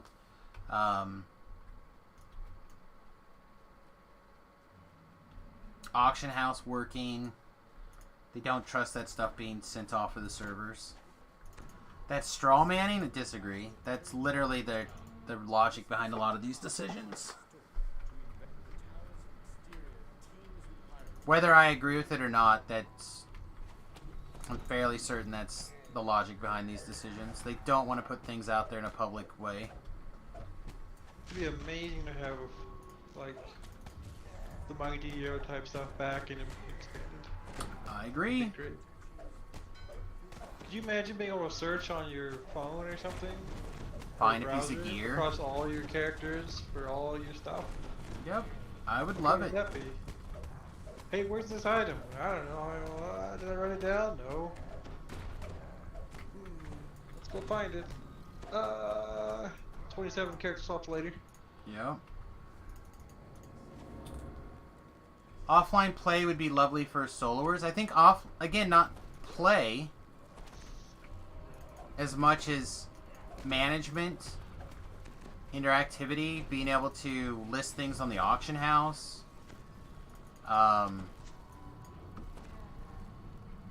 Check timers for characters for raids. I mean, that's a small percentage of population, but it's probably also not a big data point to expose either. Like, oh, who's on timer? Let me swap to this person. Oh, they're on timer. I keep a spreadsheet for my DDO gear because they don't have something like the ARC inventory or... Oh, just jump inside. You phrased it poorly. Less so offline play, more less interaction with the server when soloing. Less offline play, more less interaction with the server when soloing. Like there's no need for the server to handle hirelings when you solo. I use hirelings all the time. There's a hireling on my bar, 2 hirelings on my bar right now. I use hirelings. Solo quite a bit. But I think I understand the sentiment here. Computing intensive tasks that scale with the number of users could be made client-side, and that would cut back on lag. Again, I'm not going to disagree. I'm merely going to say that they don't trust... There's no trust but verify. It's we don't trust. And that's been a thing about DDO since before SSG. That has been a thing. Again, that's one of the reasons they didn't want my DDO anymore. It's really too bad. My DDO That was had good. so much potential. Well, part of it had to do with the maintenance work, and part of it had to do with exposing that API. At least And if you do according that to kind the of stuff right, information it that could I... benefit you as well. Like in-game interfaces can be made to use the same APIs, and you can like basically two-for it.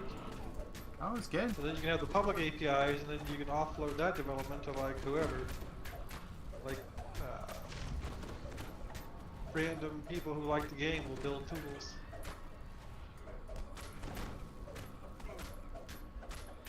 But look at the complexity of some of the character planners. Oh yeah, there's good Building tools. something like, I mean, building something like bank management and like all that's trivial compared to that. Except for the exposure stuff again. Presuming Yeah, it's more there's that an AI API. that's if tricky. If an API exists, then you're good to I go. don't know how much of that stuff's got. Again, I've looked up the skirts a little bit, but not that much to tell you what kind of things would likely. I feel like it's not likely that would have a standing API to plug into. If it did. I agree. There's a lot of things that it would be nice if it was updated.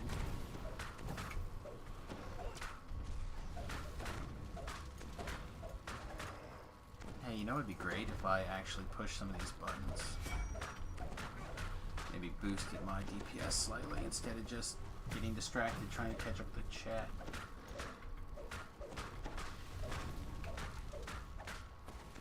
That is not the button I wanted to push, neither was that, because that button did nothing here. I don't think I'm going to be able to burst this thing down to the point where we're not going to have a second wave, but we can give it a shot.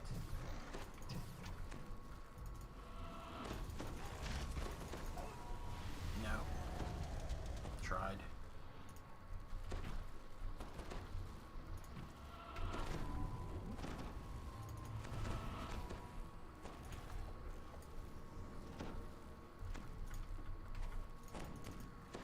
This quarterstaff is great for pre-level 20, but it needs a little bit of love in the post-level 20 world. Oh, please don't run away. But Sam, I must run away. Yeah, he stayed in the AoE, that's all I cared about. Just wanted to make sure that he stayed taking his damage.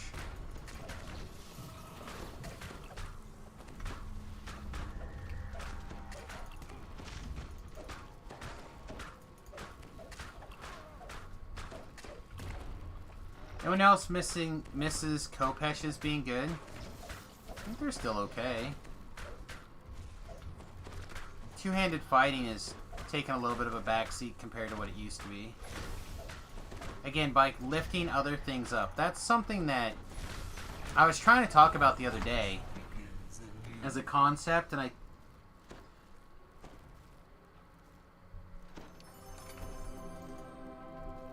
had mentioned a point that I had gathered from another source, and people immediately were like, "Oh, politics! I'm out of here," because I brought the reference up that I'd heard another mention on a political podcast.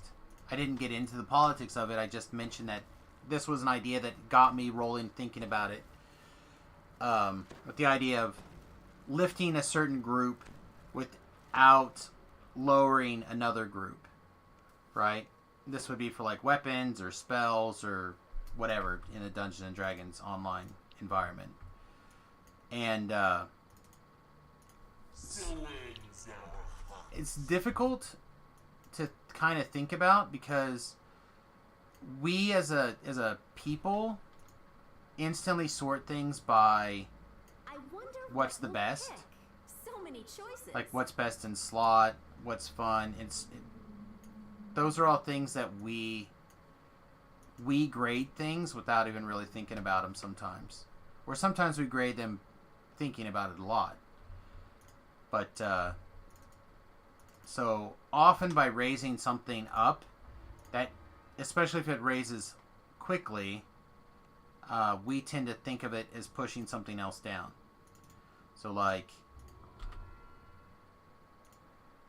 that doesn't always mean that we don't push things down, but like when Alchemists came out and they got lifted up a little bit, a lot of Sorks disappeared, in my opinion, because they were like, "Oh, Alchemists are so much better. Sorks are trash now by comparison."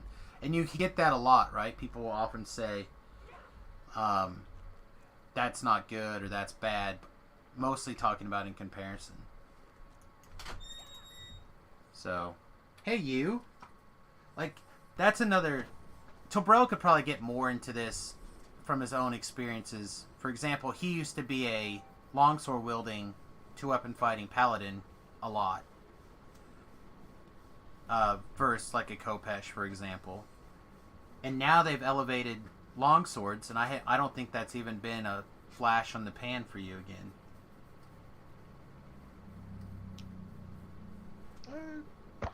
Two weapons still okay.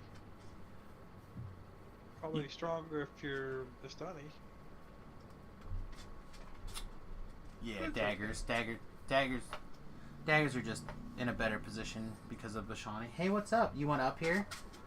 You feel like that's confirmation bias? I don't think so. When you talk, if that's what the top level Sorks in your opinion are saying. What's up, you? What's going on, you? That being said, now, again, a lot of people will switch back after they do something. So, like, for example, Distributed, who in my opinion is one of the top players that I know personally, switched from Sork to Alchemist because of raw power. But now Tobrel, for example, has switched from Paladin, which I think is a class that he enjoys a lot and gets a lot of really good value out of. He has now switched back to Sork for raw carrying power, for like R8s again. Yes, this is my dog Quinn. She's a Schnauzer Chihuahua mix, allegedly. And she is scared of her own shadow, aren't you?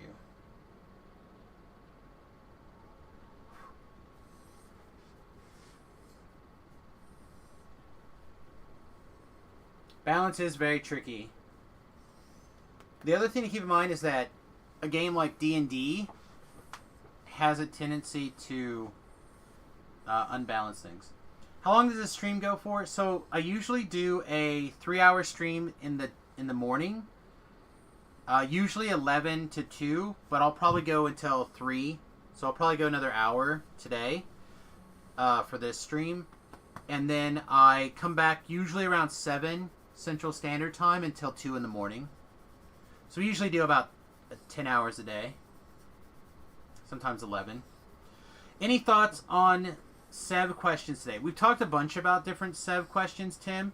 Do you have a particular one in mind? Did do the 6. If you have a particular one, I'll be happy to talk about it. You've never taken anything Schnauzer related without black hair? Aww. Aww. She's got gray hairs. I got the 9 years ago today reminder or whatever. And today, and it was Quinn. She had just got her first collar. As you can see, she continues to wear collars deep into her life. She does not. She got her first collar 9 years ago today. She wore it for like, what, a month maybe 2, and you decided the collars were not for you. Speaking of balance, it sounds like we're going to have more than one Epic Destiny active at a time. I don't know how they're going to make certain things work. I think he's talking about a bunch of different things. I think what you're going to end up doing is it's going to turn more into like a bucket system. You're going to fill a bucket, and you're going to pick and choose things. So things are going to get rebalanced where, in my mind, you're going to have like basically more of a weird twist system where you're going to be able to bring more things in from other places, but you're still going to have one active bucket. Alright, are you good? Are you good? No, you can't lick my face. No, you can't lick my face. Alright, 1. Alright, you better now? Alright, get out of here. Seems like they're going to be like enchantments. Yeah, I think if they can streamline things to be a similar UI and a similar logic, I think that's good. More uniformity is good when it comes to how things work. Right now we have so many different character systems.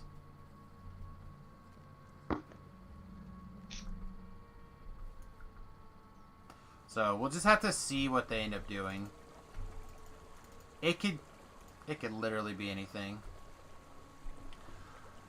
I don't think it would be practical to go only halfway into 2 Destiny trees. So like right now, I could really take advantage of like multiple things in a Destiny. For example, if I could do some of the defenses and capabilities from Shadow Dancer and mix that in with some of the capabilities from Magister, it would really allow me to build that spellcasting melee that I would like to be able to play. So I would like to be able to do traps, cast my crowd control / insta kill spells, have reasonable defensives for my medium melee. I don't need to be a big melee. A medium melee. Spread my magic out by using my melee attacks. You put all those things together, and you make things happen. Alright, so I have 2 options here, I believe, realistically, for my level 21 feat. I believe those options are retake Arcane Initiate, or take Greater Two-Handed Fighting.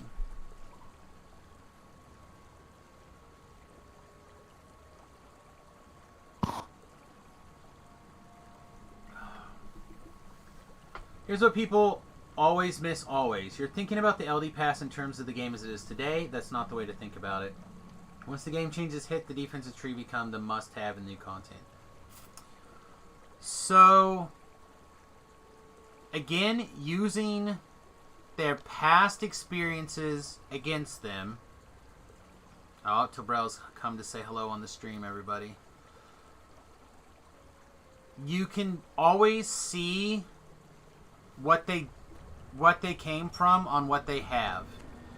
So it's not like they're going to scrap that system and come up with a new replacement thing. So this shell is going to be what they grow from. So it's not like they're going to scrap it, redo it all together. If they do, I'll be really surprised. Because that means somebody has taken over that system completely. Was that? Or Lamania stuff on it? Because everyone's saying a bunch of stuff but doesn't actually... Like, where's... There's nothing. This is just people theorizing off of comments.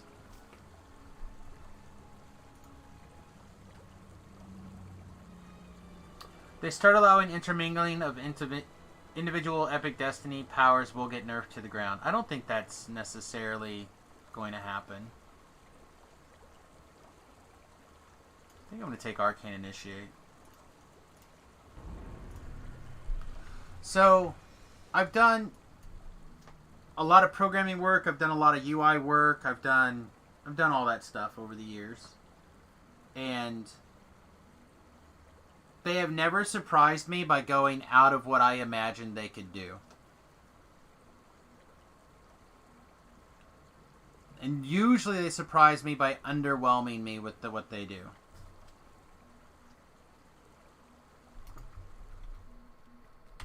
So I will be the first and the most happy for DDO to do the opposite. To overwhelm and over-impress.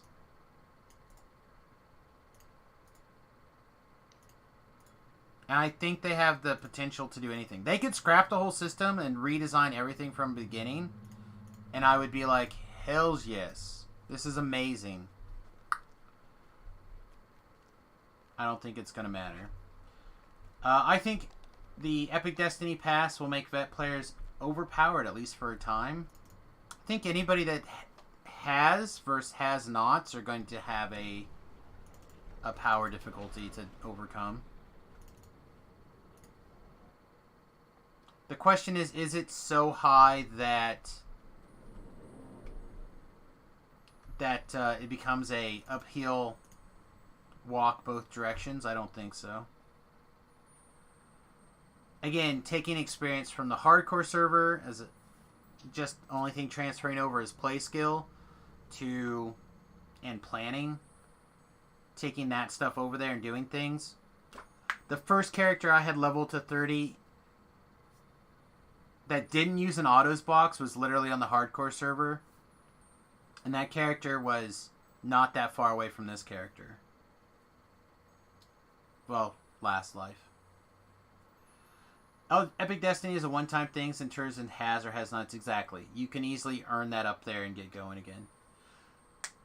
The problem is they need to make twists have a meaningful impact, otherwise vets will complain. People are going to complain regardless. The fact that it changed, people are going to complain. The question is, can you convince people that it was a worthwhile change? It really doesn't matter, because we're all just going to adapt and overcome anyhow, no matter what happens. So it's all kind of a moot point. I agree. This is the exact same argument about like Destinies to begin with, like all kinds of things, enhancement tree changes. We hope that people overcome and adapt. Alright, that frees up this ring slot, right?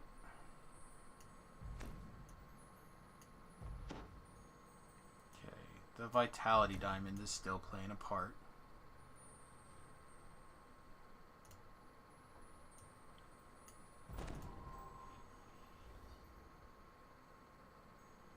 The fact that you have a game of where keyboard skills matter so much means you're always going to have certain players that are just able to do things that, like in other games, pure eye level wouldn't let you do.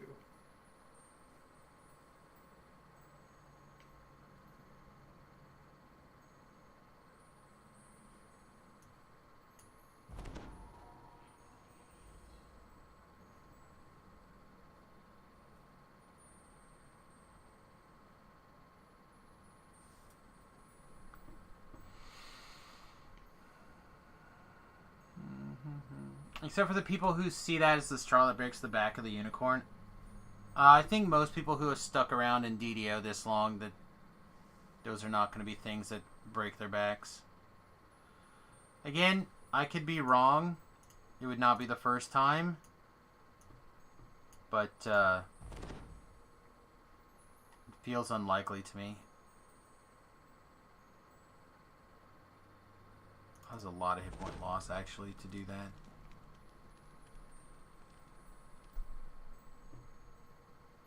I think the people's willingness to continue to play... The people who love this game.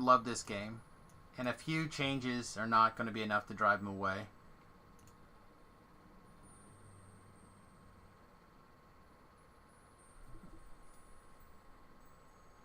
Okay, so I know what else I want to do really quick. One more change. What are those stupid things called? Taps?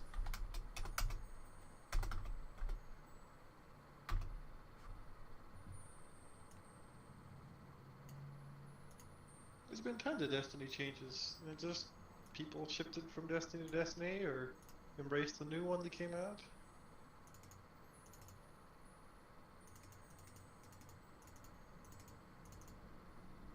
I feel like a lot of this stuff has mutated on me here.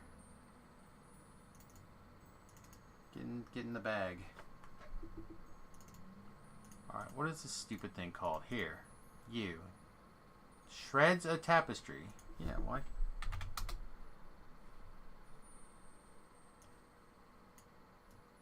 Apparently tap did not work before, but that works now. Now I'm good at misspelling things. That's one of the things I definitely screw up. I don't think I misspelled tap earlier. So I don't know why that was wrong. Hoping no new classes or races for the next year. Oh, there is. I would There will be. I would suspect that they already kind of inferred that if development goes according to their plan, there's going to be an iconic class or iconic race class combo.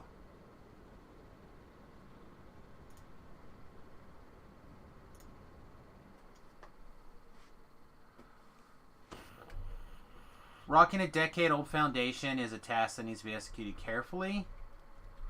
Yeah. I still don't think that people are...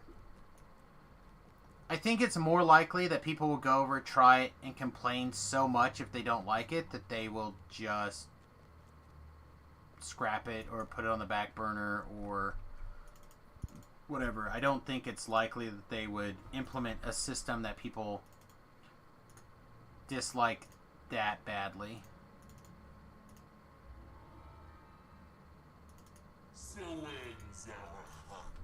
So ends our hunt. Alright, I think these boots are gonna get that slotted in it.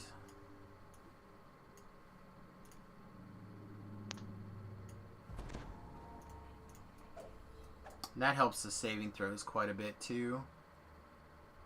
Saving throws. I mean, they're gonna be bad regardless, and I'm just gonna roll a 1 anyway, but... That sounds like some heresy. Definitely heresy. Iconic is fine. That doesn't add to my grind. Eventually it'll add to your grind.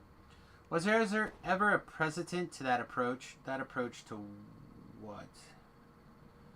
That people will complain once they start to see it and they scrap it? Oh, I don't know. Bank stuff. TR changes.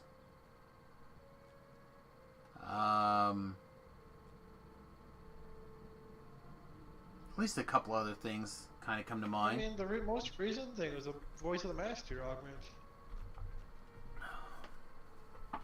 There's always things that get adjusted somewhat. Sometimes they adjust for player preference, sometimes they do not. Do you have 3 extra taps? Yeah. I mean, it would have been... I could have easily got him before, but I can do it now. Take an invite to your ship and grab them if that's okay. Oh, and you go an invitation to the ship, too. Man, I'm so needy today. Oh man, that's right. We're talking about a man that solos everything.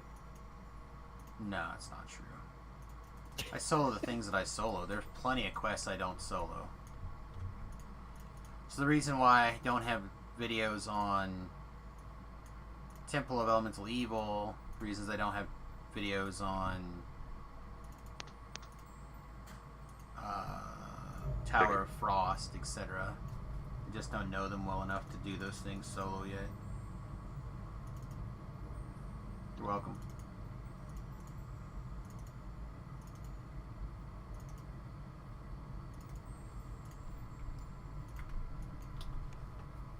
I thought elemental shrines were removed from the game. They are no longer for sale, but if you, like most things in DDO, they give you a window. They say, hey, we're going to be getting rid of these. And if you listen to that stuff and you want them, you load up on them.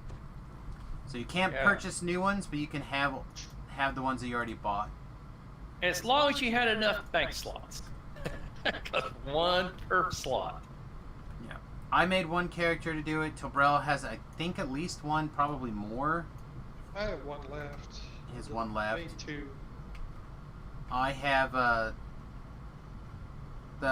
Brits, I think, each made one character slot to do it. So we probably have a year left of the resistance shrines. I hope. Fingers crossed. My electric on our shift's getting ready to end. It's the last one. I was the only one who did it.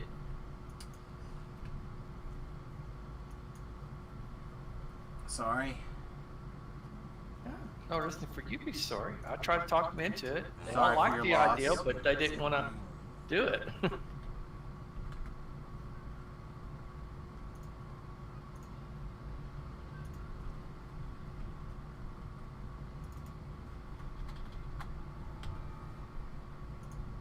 I'm starting a small problem, Thokar.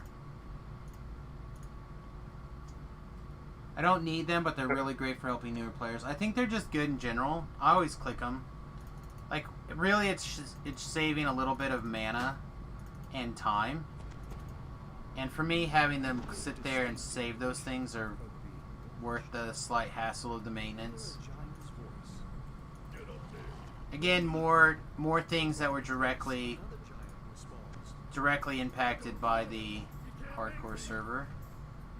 Well, the hardcore, we found that doing Tango Root at level 3 and getting that buff in House P is really fantastic when you're doing hardcore.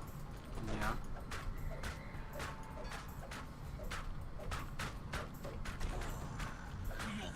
Well, having a group of people that'll just do what I tell them to do is great.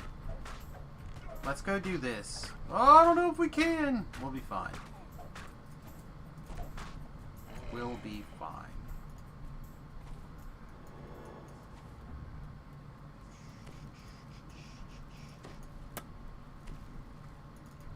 This trifle may be useful.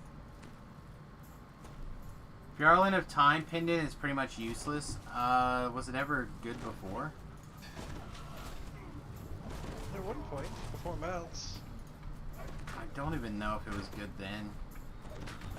I'll tell you that having mounts changed me from just teleporting with scrolls everywhere I wanted to go to just taking my mount. And that might be part of my mental hang-up, is that I just was the guy who just teleported everywhere. Uh-oh. Gravity happened. Uh-oh. I might be dead. Oh, we got gravitied real bad. What was this champ? Not bad, man. Mounts have been great for the game. Yeah. That's something they could keep expanding on. Just got to go set up where we I can just hope that sell. this year they would have put in the DDO store the bag that you can put all the mounts in. Well, I would just like them to stop trying to make everything a bag sale and just make things stack or have it go into Well, a that's true. stable That's true. instead. I You agree. can make it like a. There's other games where it's just like a panel on like a character sheet type window, Yeah. so it doesn't take up space. Well, it's like the pets, is what you're saying. You know. Right. Yeah, Yeah, go it's in like a that. panel or a And stable. then they all go in there, and like a little scrolly interface, and it doesn't take up any inventory space. So like having like the Reaper or not the Reaper, the hardcore rewards there, having the mounts there, having the expansion hirelings or hireling in general appear there. What lord did that to me? What staff are you using? I'm using a Sam? bone crusher. Okay. 'Cause apparently I'm a Crushing many dirty cheater. Yeah, go behind the shrine. Oh, exploits. Oh man. So it turns out that as an exploit, if you cast a spell at a monster, it might die. That does sound like a exploit. Isn't there a bag of mounts in the Borderlands extra tab? There is. There is. Yes, there is. If you purchase Only it. 6, and there are more than 6 mounts in the game, and that That's- really feels bad. That, yeah. Why they made it 6? Well, when they originally did that, there were 6, right? There's only 3 if, horses. If you did every color, you got the one that came with it, and there's 4, right? 4 of the different mounts you can get from the Yes. collectible thing. So you had room for one more, and they had plans to do the hardcore server, which had made it a perfect 6. But then as they introduce more mounts, again another situation where they're poor at pre-planning things. Mm-hmm. Like, why wasn't it 10? Or a lot more. Yeah. Well, at least they did do it. We don't pay for every time that we get a pet. You know, that pet thing just keeps growing. You know, you just go down there and you just keep adding pets to it. Well, why didn't they do that for the mounts instead? That's I agree. Would have been But, really good. but 'cause, like, I think that right now the way they got it set up is that it's going to be a point that you will start buying a bag, and that's 1,000 DDO points, which is probably going to be $10. So you That know, is- everybody, I'll have to buy one. You know, and if they offer one that's maybe 2,500, $25 and holds 100 mounts, well then that's what I'll get. So another thing with the bag, which is kind of not great, is you have to pull the mount out of the bag, and it's very awkward. You can't just like click the bag, select the mount. You Well, go through the whole big rigmarole. So I have the bag, I don't use it. I'm about Yeah, to but delete it's the no, don't do that. Throw it somewhere and keep it somewhere and use it later. But about the character. oh, it is. But you know, it's the same thing as the hireling book. You know, I got Same 2 deal. of those. You gotta be able to click it and then click on the guide as opposed to like drag it out. It's just the interface. Oh, is you can not click good. on it. It'll Mine, put you it can at click on it. it'll put it in your inventory is what he's saying. Right. Yeah. There's like several extra clicks versus like hit Control Shift H or whatever to open up hirelings. I want this guy, click on him and he appears. Versus, okay, open up the inventory, open up the bag, pull the guy out, click on the guy. It's like 4,000. Okay, there's like 3 or 4. It's awkward and it's not a great user experience. And for the mounts, it's a user experience that has me to the point where I just have one mount and don't even mess with the bag. Yeah, see, I put one in my inventory every life, but I switched them around. So I use them as like the way to store all of them, or at least cut down on the inventory on storing all of them. All right, Gore's already here. I didn't So realize. I'm you were- basically doing the same thing. I just kind of landed on it and just use the same one every time. I could change them up, but the Yeah, I point just is you could changed them have out. that, and you could also have most of the games that have mounts. They also have like a random mount, random favorite mount. So you like select some of your favorites and like just randomly pop a favorite out. That would be also really good. Yeah, they But might then do that's something like that. down Wouldn't that be road. the same thing as causing storage issues? You know, you have all these different things that pop in and out that eats up and creates Well, lag. So if you That's do it on what the he's panel, talking like about, on if the it was character a- screen, like the little pets, it's Yeah, if it probably was a different. pet panel, if it was a mount Yeah. panel, it'd be fine. Again, But it's you have just that another road situation hirelings. that kind of shows that they didn't think it all the way through. Won't argue against that. Agree 100%, like and subscribe. And it's not like I mean, the frustrating thing to me is that this is a solved problem in other games. I mean, sure, you don't want to just like necessarily just be a clone of whatever other game, but sometimes, like, something is solved, like checking out at the supermarket or payroll. Like, there's things that are just like there's best practices. I don't know if really well, payroll's solved. Just feel like that's close. Like 99% solved, maybe. You don't have to do it from the ground up every time. Correct. You make it like a really weird thing. I would agree with that. There's pretty, like, somewhat standardized ways of doing things. Yeah, I'll agree with that statement. I mean, not saying it's 100%, right? But there are like checking out of a supermarket or. Again, I will agree to drive-through. best practices for sure. You can make tweaks. You can make things better. And as it happens, everybody kind of incorporates that into the best practices, and it's just a good experience. One of the things, for example, that gets my gears every time they say it, other than the fact that we can't figure out how to put cosmetics in bags, which is nonsense because they already have a flag for Oh man, that one too. for cosmetics. They already know. They know because you can search for them in the bank. 2, they can only certain ones can go in those cosmetic slots. They have the functionality to do it.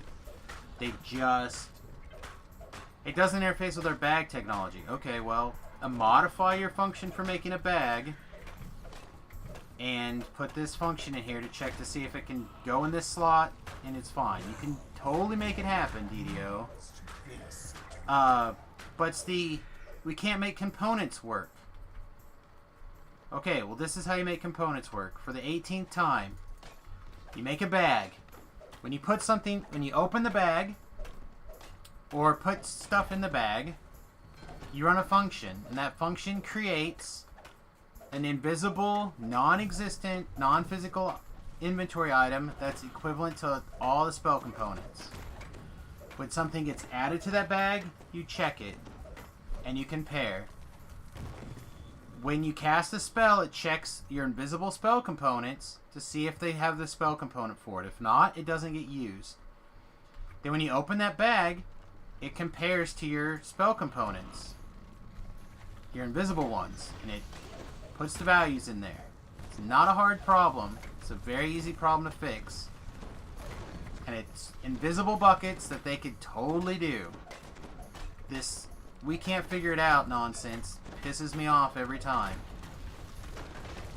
You want a heretical statement about spell components? Sure. Just get rid of them?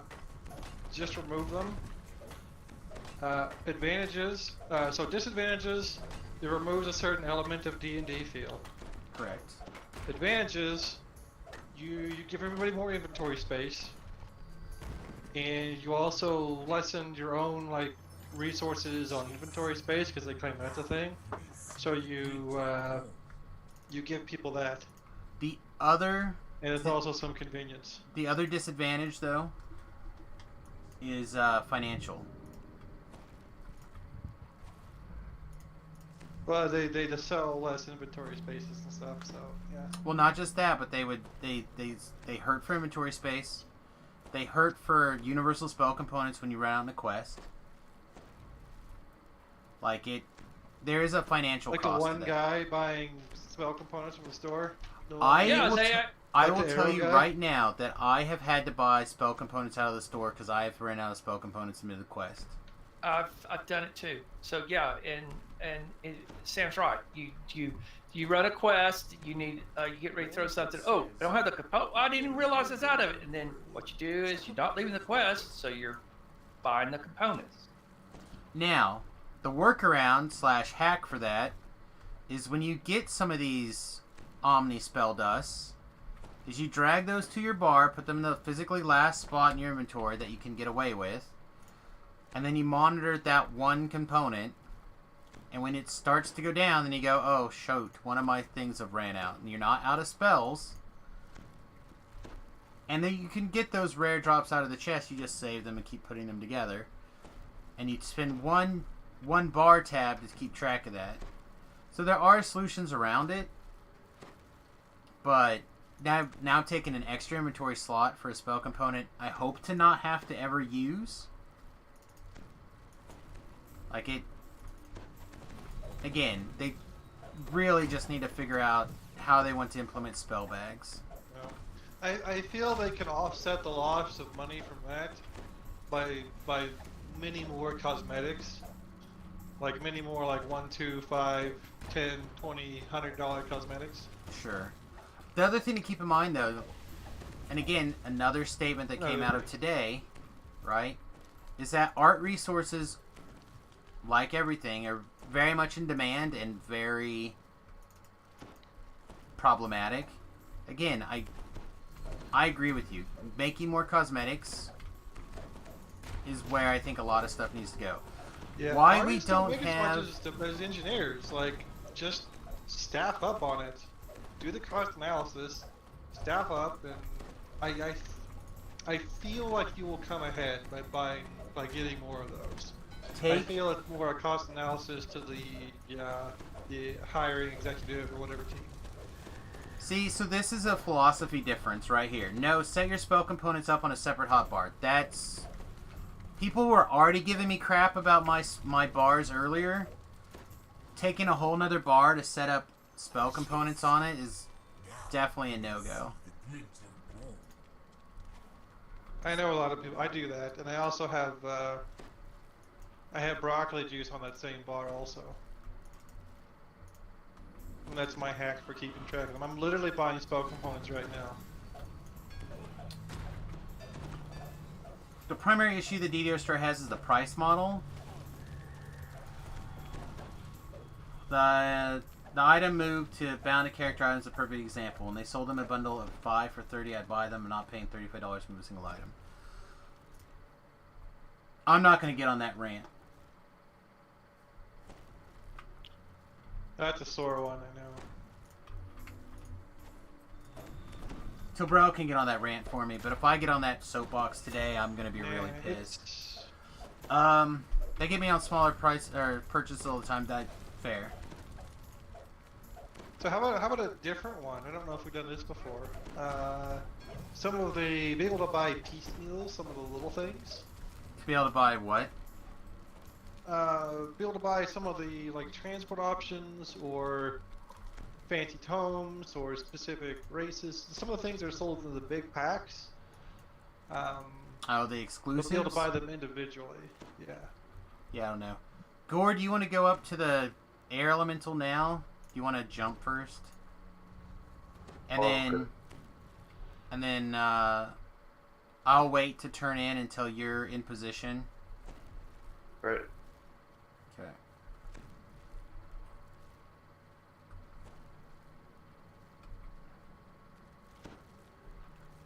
You can either put 2 more bars vertically or add another column of 4 hotbars at the bottom, or do both. Yeah, no. This, for me, this right now, and you're missing that underneath my picture, I have a series of, I have 2 bars over here under my picture.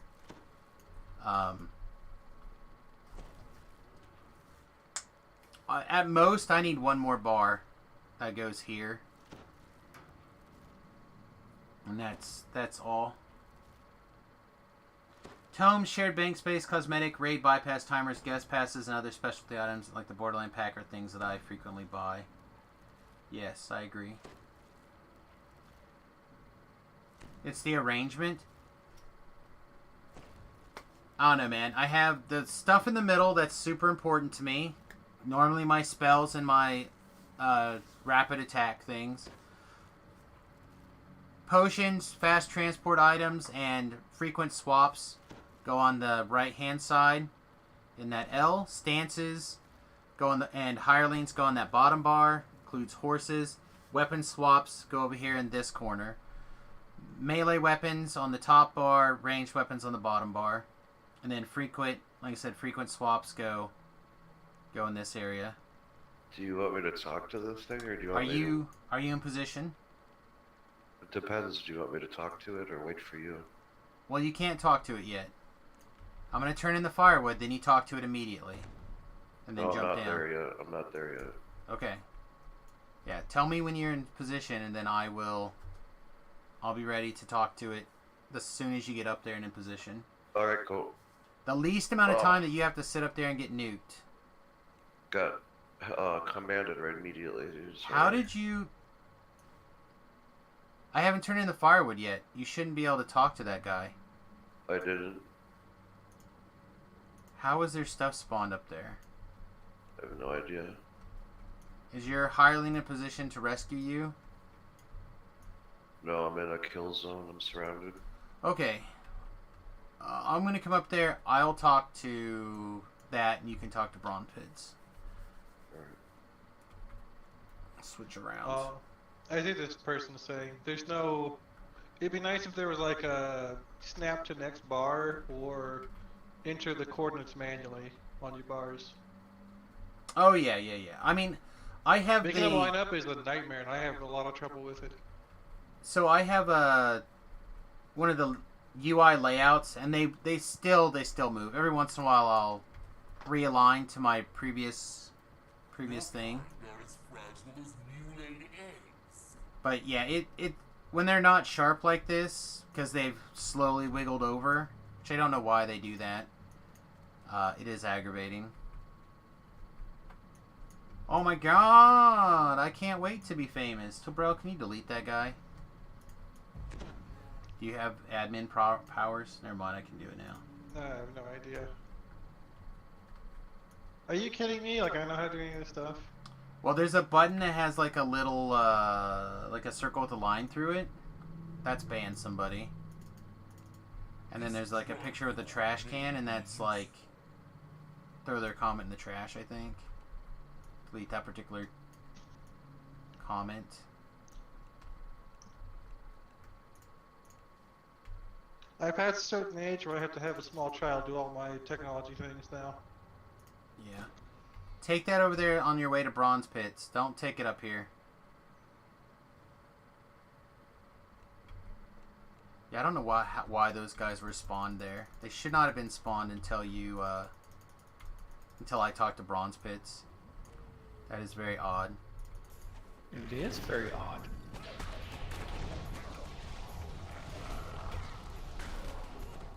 Again, unless you spoke to the altar first. I did not. I did nothing but walk towards the thing.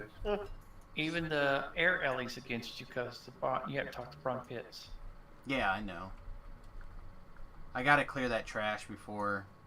Yeah, bad part is if the Ellie falls off, which he can, you can't hardly find him. You don't have to talk to that Ellie specifically, I don't think. Okay, I did once. I had to go and try to find him down below. Had to go on a walkabout, did you? Yes, I did, big time.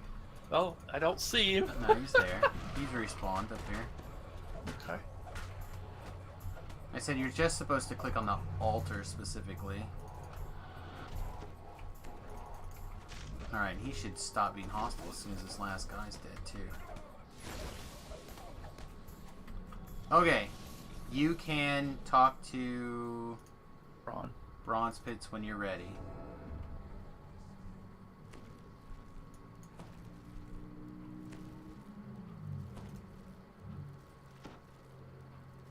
I'll do it as soon as I rest.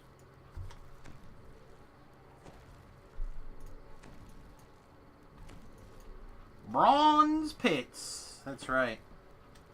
See, there's a couple quests I wish they had that stupid thing says, oh, I'll just go ahead and do it and skip all that stuff. You don't have to listen to it. There's a quest I hate. That's those things.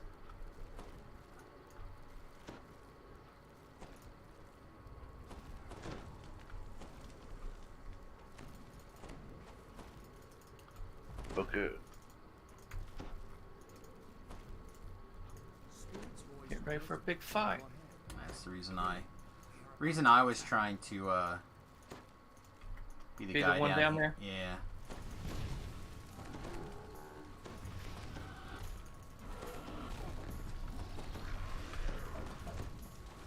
Oh, you feather fall. That's an exploit.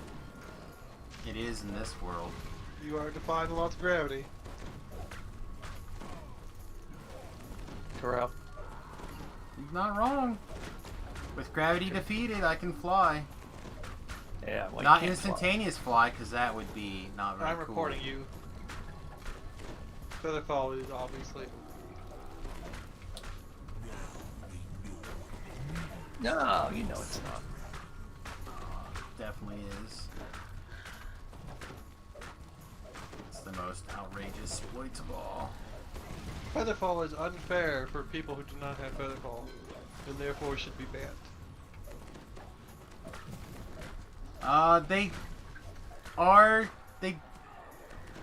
They did reconfirm the fact that they're going to be working on Isle of Dread. I don't think that's a secret.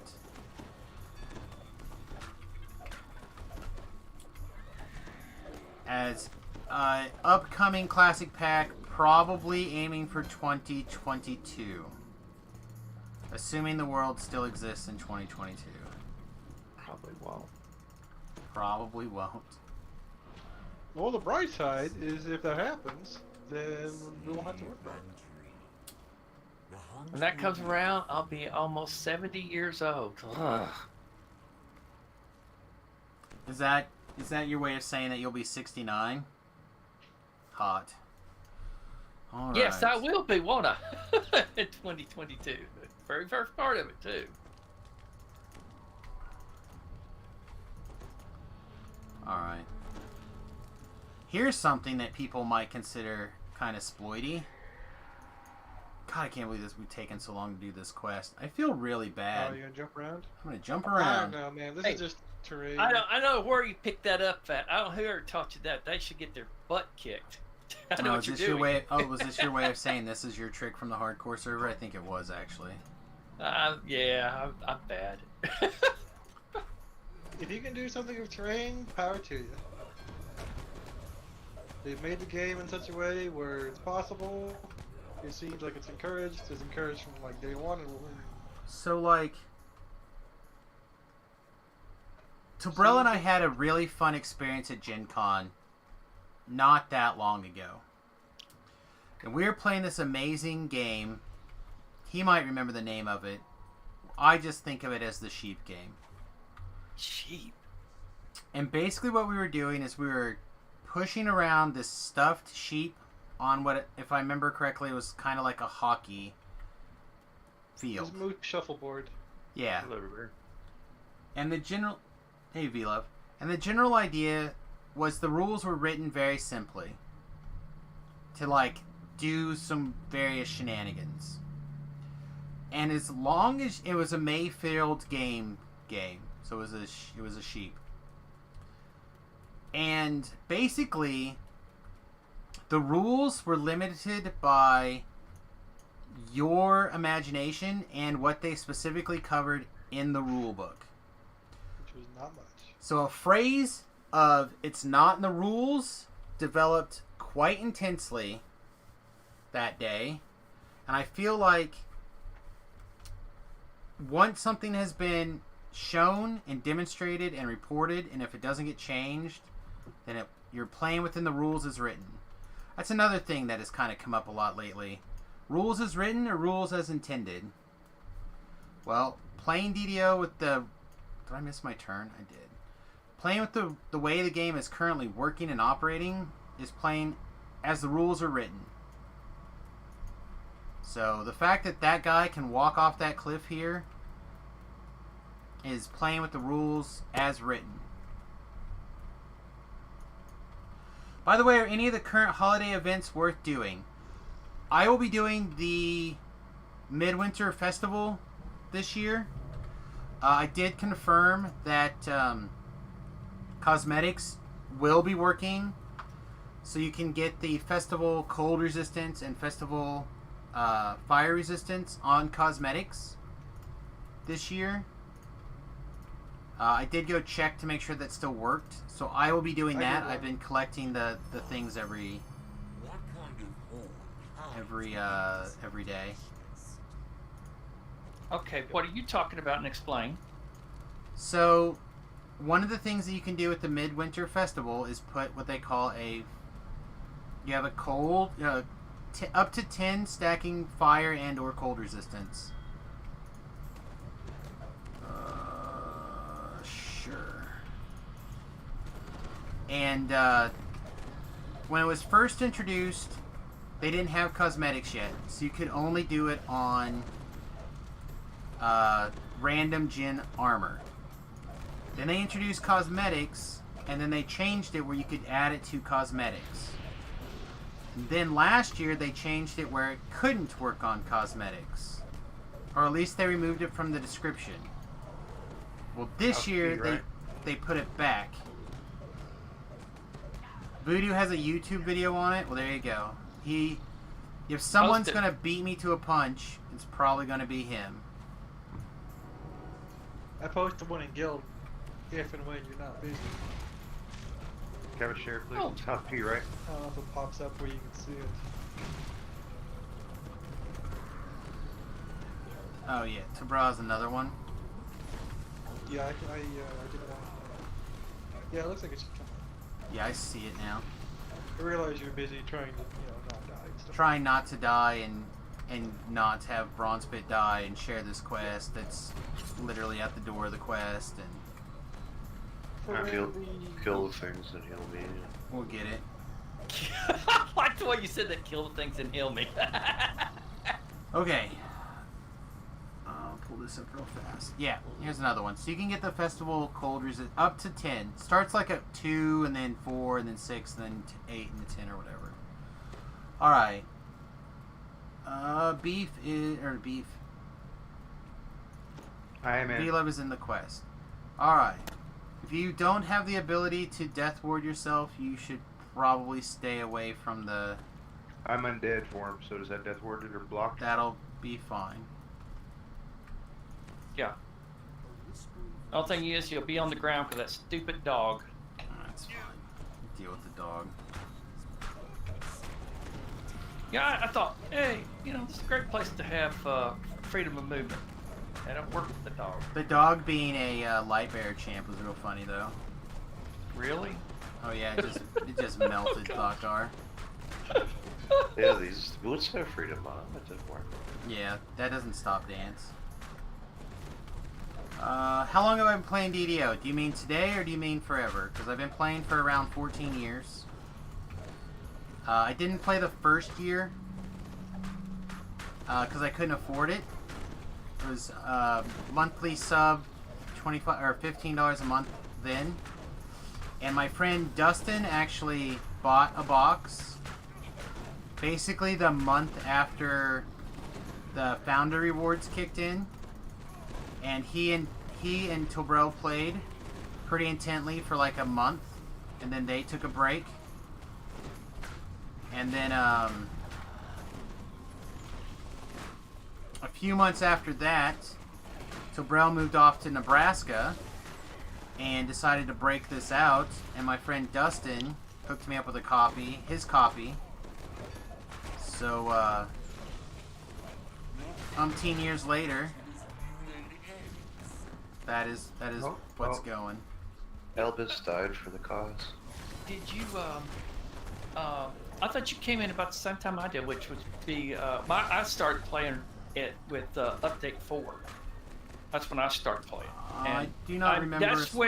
That's just right as they got rid of cap level at 10. I remember when I started playing, the cap was 12 still. Yeah, I was too, but they just So got it to was- 10. It was That's somewhere all. in that window. I don't remember exactly when. All that stuff kind of came together. We could probably sit down and like figure it out, but at the end of the day, it's around 14 years. Yes. Today we have been live for 2 hours and 34 minutes. Yeah, I gotta get something to eat. Does not work on mirror of glamourine items though, FYI. I put a mirror of glamourine item in there and it looked like it worked.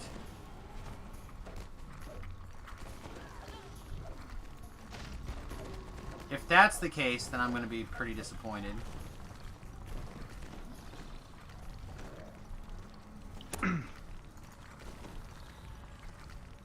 Everything looks dead, I think. Yeah, the walls are down. Sorry for raising you so late, Thagor. I just wasn't paying attention. Oh, Alright. where's Elvis? Elvis was helping. Giant. And experience. Safely reaches the caravan on the way to Storm. Love the content, by the way. Been learning a lot. I do my best. Try to 82K. answer questions and share my opinions. There's a lot of... There's a word I want to use here, but I don't want to use it. There's lots of opinions on things. I do my best to share as many of them as I can, but mostly mine. Got a token right on. I don't know. You let me talk occasionally, and of course, We're I trying think to- I've made most people upset when I play the devil's advocate. I try to let everybody voice their opinion as long as they're respectful. Yeah. I think I feel really bad about the guy getting upset. It is a spirited community. I agree, and people take their stuff very seriously sometimes.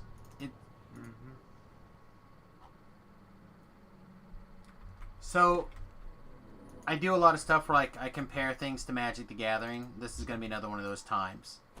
So, a lot of game playing, people take things very seriously.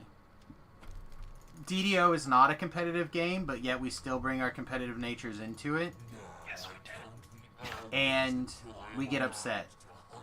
It's not usually to the point where people get upset in Magic the Gathering and take their very expensive cards sometimes and throw them across the room in frustration. Which I've done. But it can be a lot. I've seen people throw their keyboard. I've seen people throw their mouse. I've seen people quit out of the game for a week or more. Things get competitive. But as long as people are respectful, we can have a conversation about a great many things. What's next, sir? Probably the last quest is going to be the Snitch. Oh, alright, it's right here. Had to put it on my Reaper armor and cloak. It wouldn't go on the Rashasha's hide and invisible cloak cosmetics for me. Well, I know it doesn't go on cloaks. Right? Will those bonuses go on cloaks now? I didn't check cloaks because it only said armor and helm.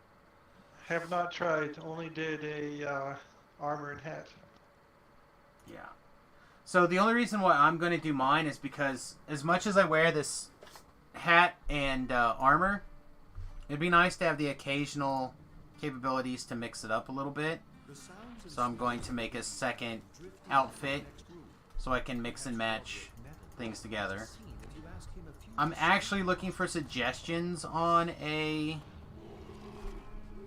armor. I'm either going to do a pair of glasses, or I'm going to do the eyes, or both, depending on how the ice skating goes. But people have suggestions. I would like to also do the hat from Promise of Fire. Do you have the armor from the last Tetramar? Yes. The scale That mail or one's not whatever. bad. And it has the little skirt thing that you like. The man I think. skirt. I do love a man skirt. You Went on the may or may Reaper not like cloak, the no coloration. problem. Just not my invis one you like to wear. Yeah, I'm surprised that it works on cloaks at all. So I'll have to check that out. I feel like I usually have 10,000s of all that stuff, like, just laying around, but apparently I don't have any of that particular recipe, so I have to actually skate. And I've just been collecting things, I haven't been skating yet.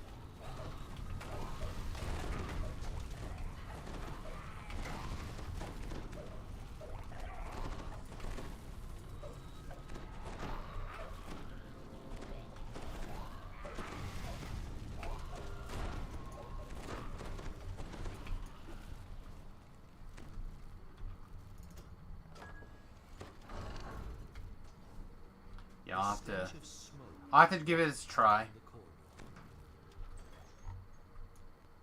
I said I put a few cosmetics in my bank, trying to like decide what I want to do, but it'll probably be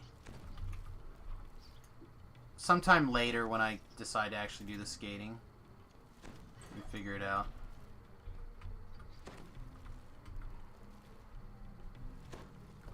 Alright, clear the killing floor, please. Hireling needs to get called.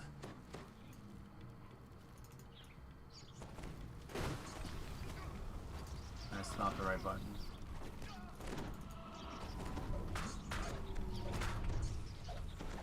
Alright, so killing floor good.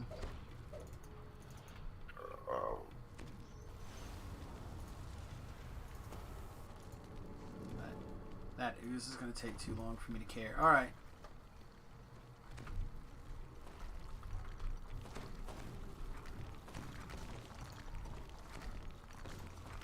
Yeah, I don't know if I would... I use my cloak slot a lot as my... adjust my characters, like, graphically a significant deal. So I don't know if I would do a cloak, but... If somebody's like locked into a particular cloak, it would make sense, I guess.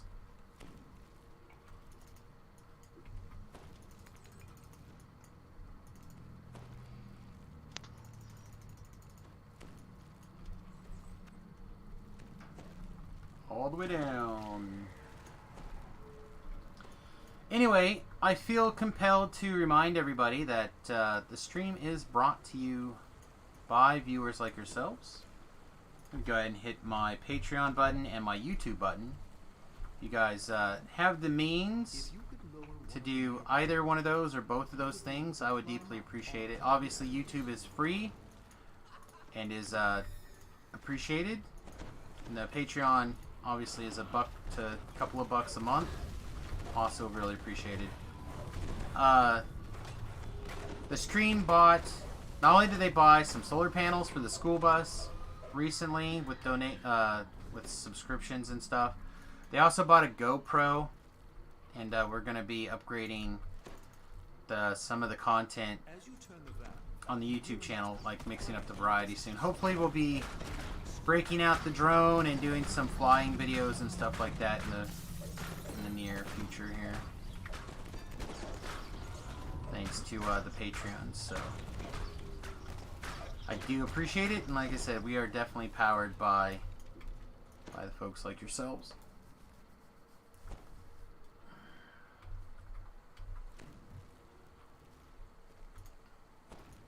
Of course, if you're just like rolling around in money and you really want to help a brother out, I need about $1,000 to buy a wood-burning stove for my school bus. I'm gonna build a toilet, so I don't need a toilet right now, but not. I am looking forward to and not looking forward to this building of the toilet.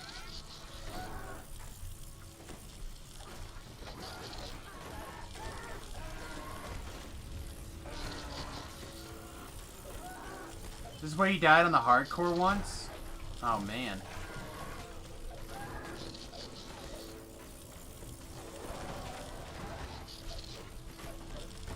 This fight can be real tough.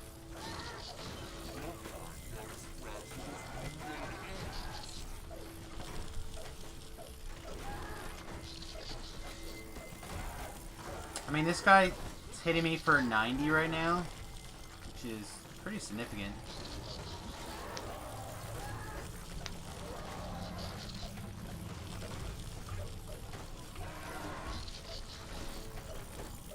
And he's like halfway. I'm gonna have to throw my healing stuff on here.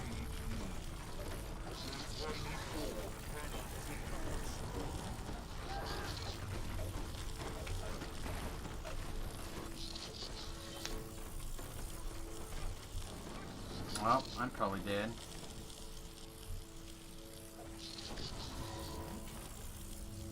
Negative energy burst. There you go. Yeah, I got it.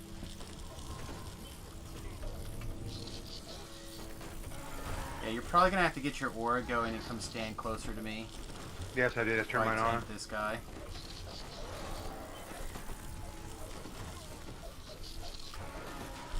He's standing in a really bad spot. We'll be okay now, though.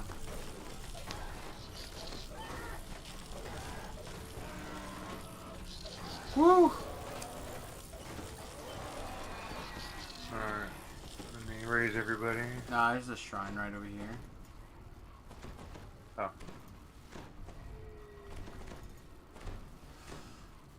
Didn't know the is quest, fire. bro. Yeah, the quest is cray cray. The normal version of the quest is not that bad, but the elite version, that guy hits really hard on elite. Also, over on my YouTube channel, if you guys start running into situations where you're like going from level 1 to 20 or something and you are having difficulty with the quest or you don't understand, almost everything from level 1 to 20 is on the website as a guide. With the exception of like the new Feywild stuff I haven't gotten around to making yet. And Temple of Elemental Evil and Tower of Frost. So everything else from like 1 to 17 is done, and I'll be working on putting those other quests together here in the next few months.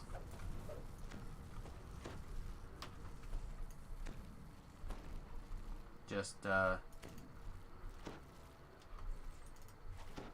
Feywilds in particular cause my migraines to flare up, so I haven't worked on them very much.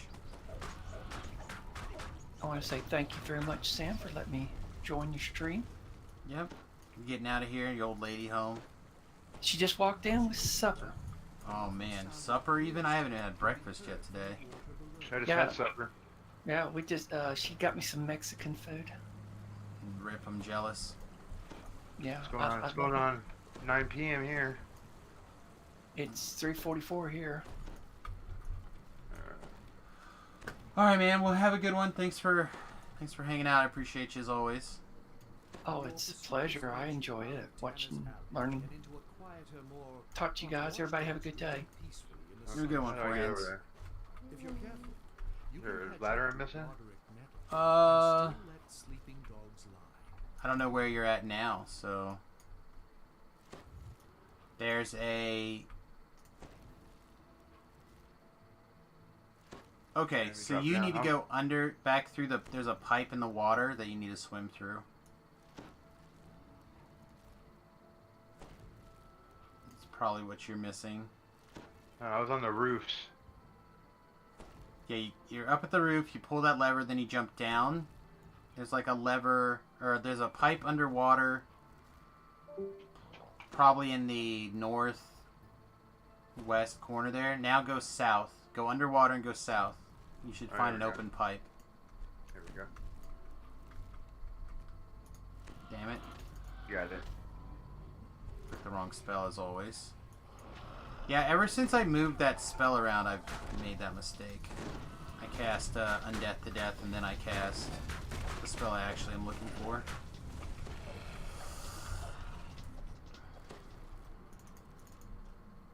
It's really too bad about whatever Feywild is doing because the quest design is very good. Yeah, I was watching Voodoo stream the other morning. I couldn't sleep, and I got up, and he just happened to start his stream like an hour after I logged off. And he made a mention about how the sky was a particular colors or series of colors, and then the color palette on the ground did another thing, and by moving his camera angle to point those things out, it triggered it. So I don't know for sure, but I think there's something going on between that vertical movement, which I do a lot to like adjust my angles for things. I use my mouse. People will see me do this a lot, right? There's something in particular about that. Thaka, you're gonna have to come closer to this guy. We all have to rub wieners together. Alright, now you can go back to hiding. There's something about that vertical movement, specifically in that area, I think that's triggering it. I haven't put my finger on it exactly yet.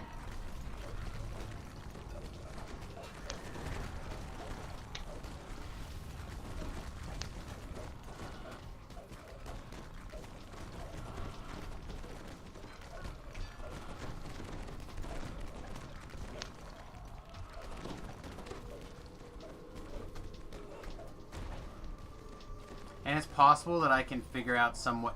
Once I can narrow it down and figure out exactly what it is, it's possible that I'll be able to change some component to be able to do those quest area. But I don't know what it is exactly yet. I think it has something to do with the particle effects and moving vertically on the screen.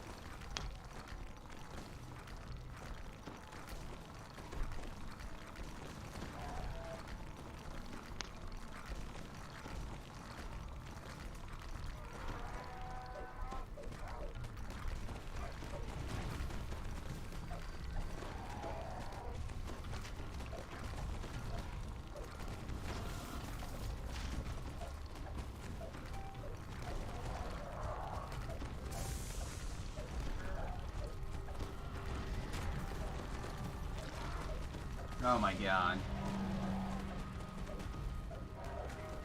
Oh my god. Somebody just sent a bloody novel to my freaking messenger on the Christmas.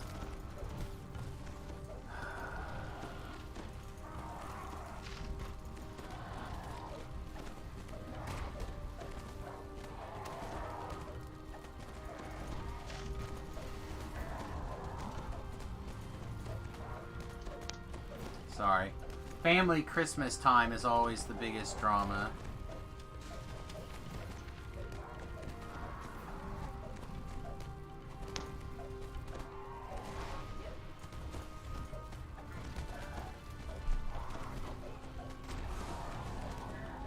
The wife is still trying to figure out how many people are going to be there and what style of giving everyone wants to do, and in response to asking about that, my brother literally sent, like, probably a small dissertation.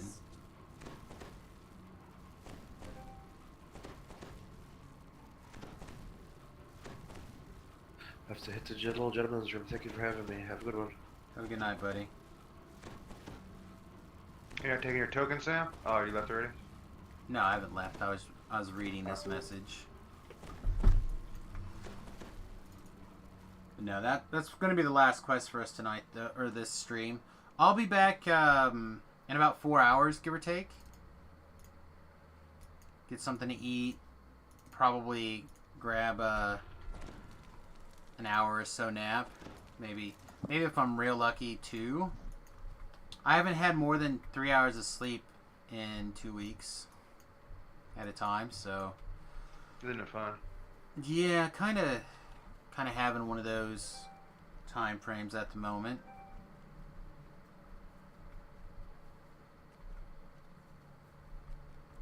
But I don't know, we'll be back before too long. We're making progress though. I don't really have like a good leveling plan to get from 20 to 30. At some point I'll hit a couple explorers. I almost hit there was a Slayer group doing one of the zones earlier, and I almost jumped in on it, but I thought, we're getting really close to Jerry's stream being done, and I really didn't think that would make a fun stream, watching me finish an Explorer run, so thought, this is fine. I don't know. But, anyway, thanks for watching, everybody. We'll be back in a few hours. Hope you guys had fun. I don't raid people on DDO stream day, but I bet there's lots of other great DDO streamers going right now. If not, I think Smash will be coming up here pretty soon, right? So, Noob is streaming, See Me See You is streaming, Nooberski is streaming, Bratcart is streaming. I don't know this Mina Kitsune, though. I know Kitsune, but not Mina Kitsune. Wonder if that's the same person and they just changed their Twitch. Could So anyway, lots of people. Go catch up with some other fine DDO streamers, and we'll be back in a few hours. Thanks for watching, everyone.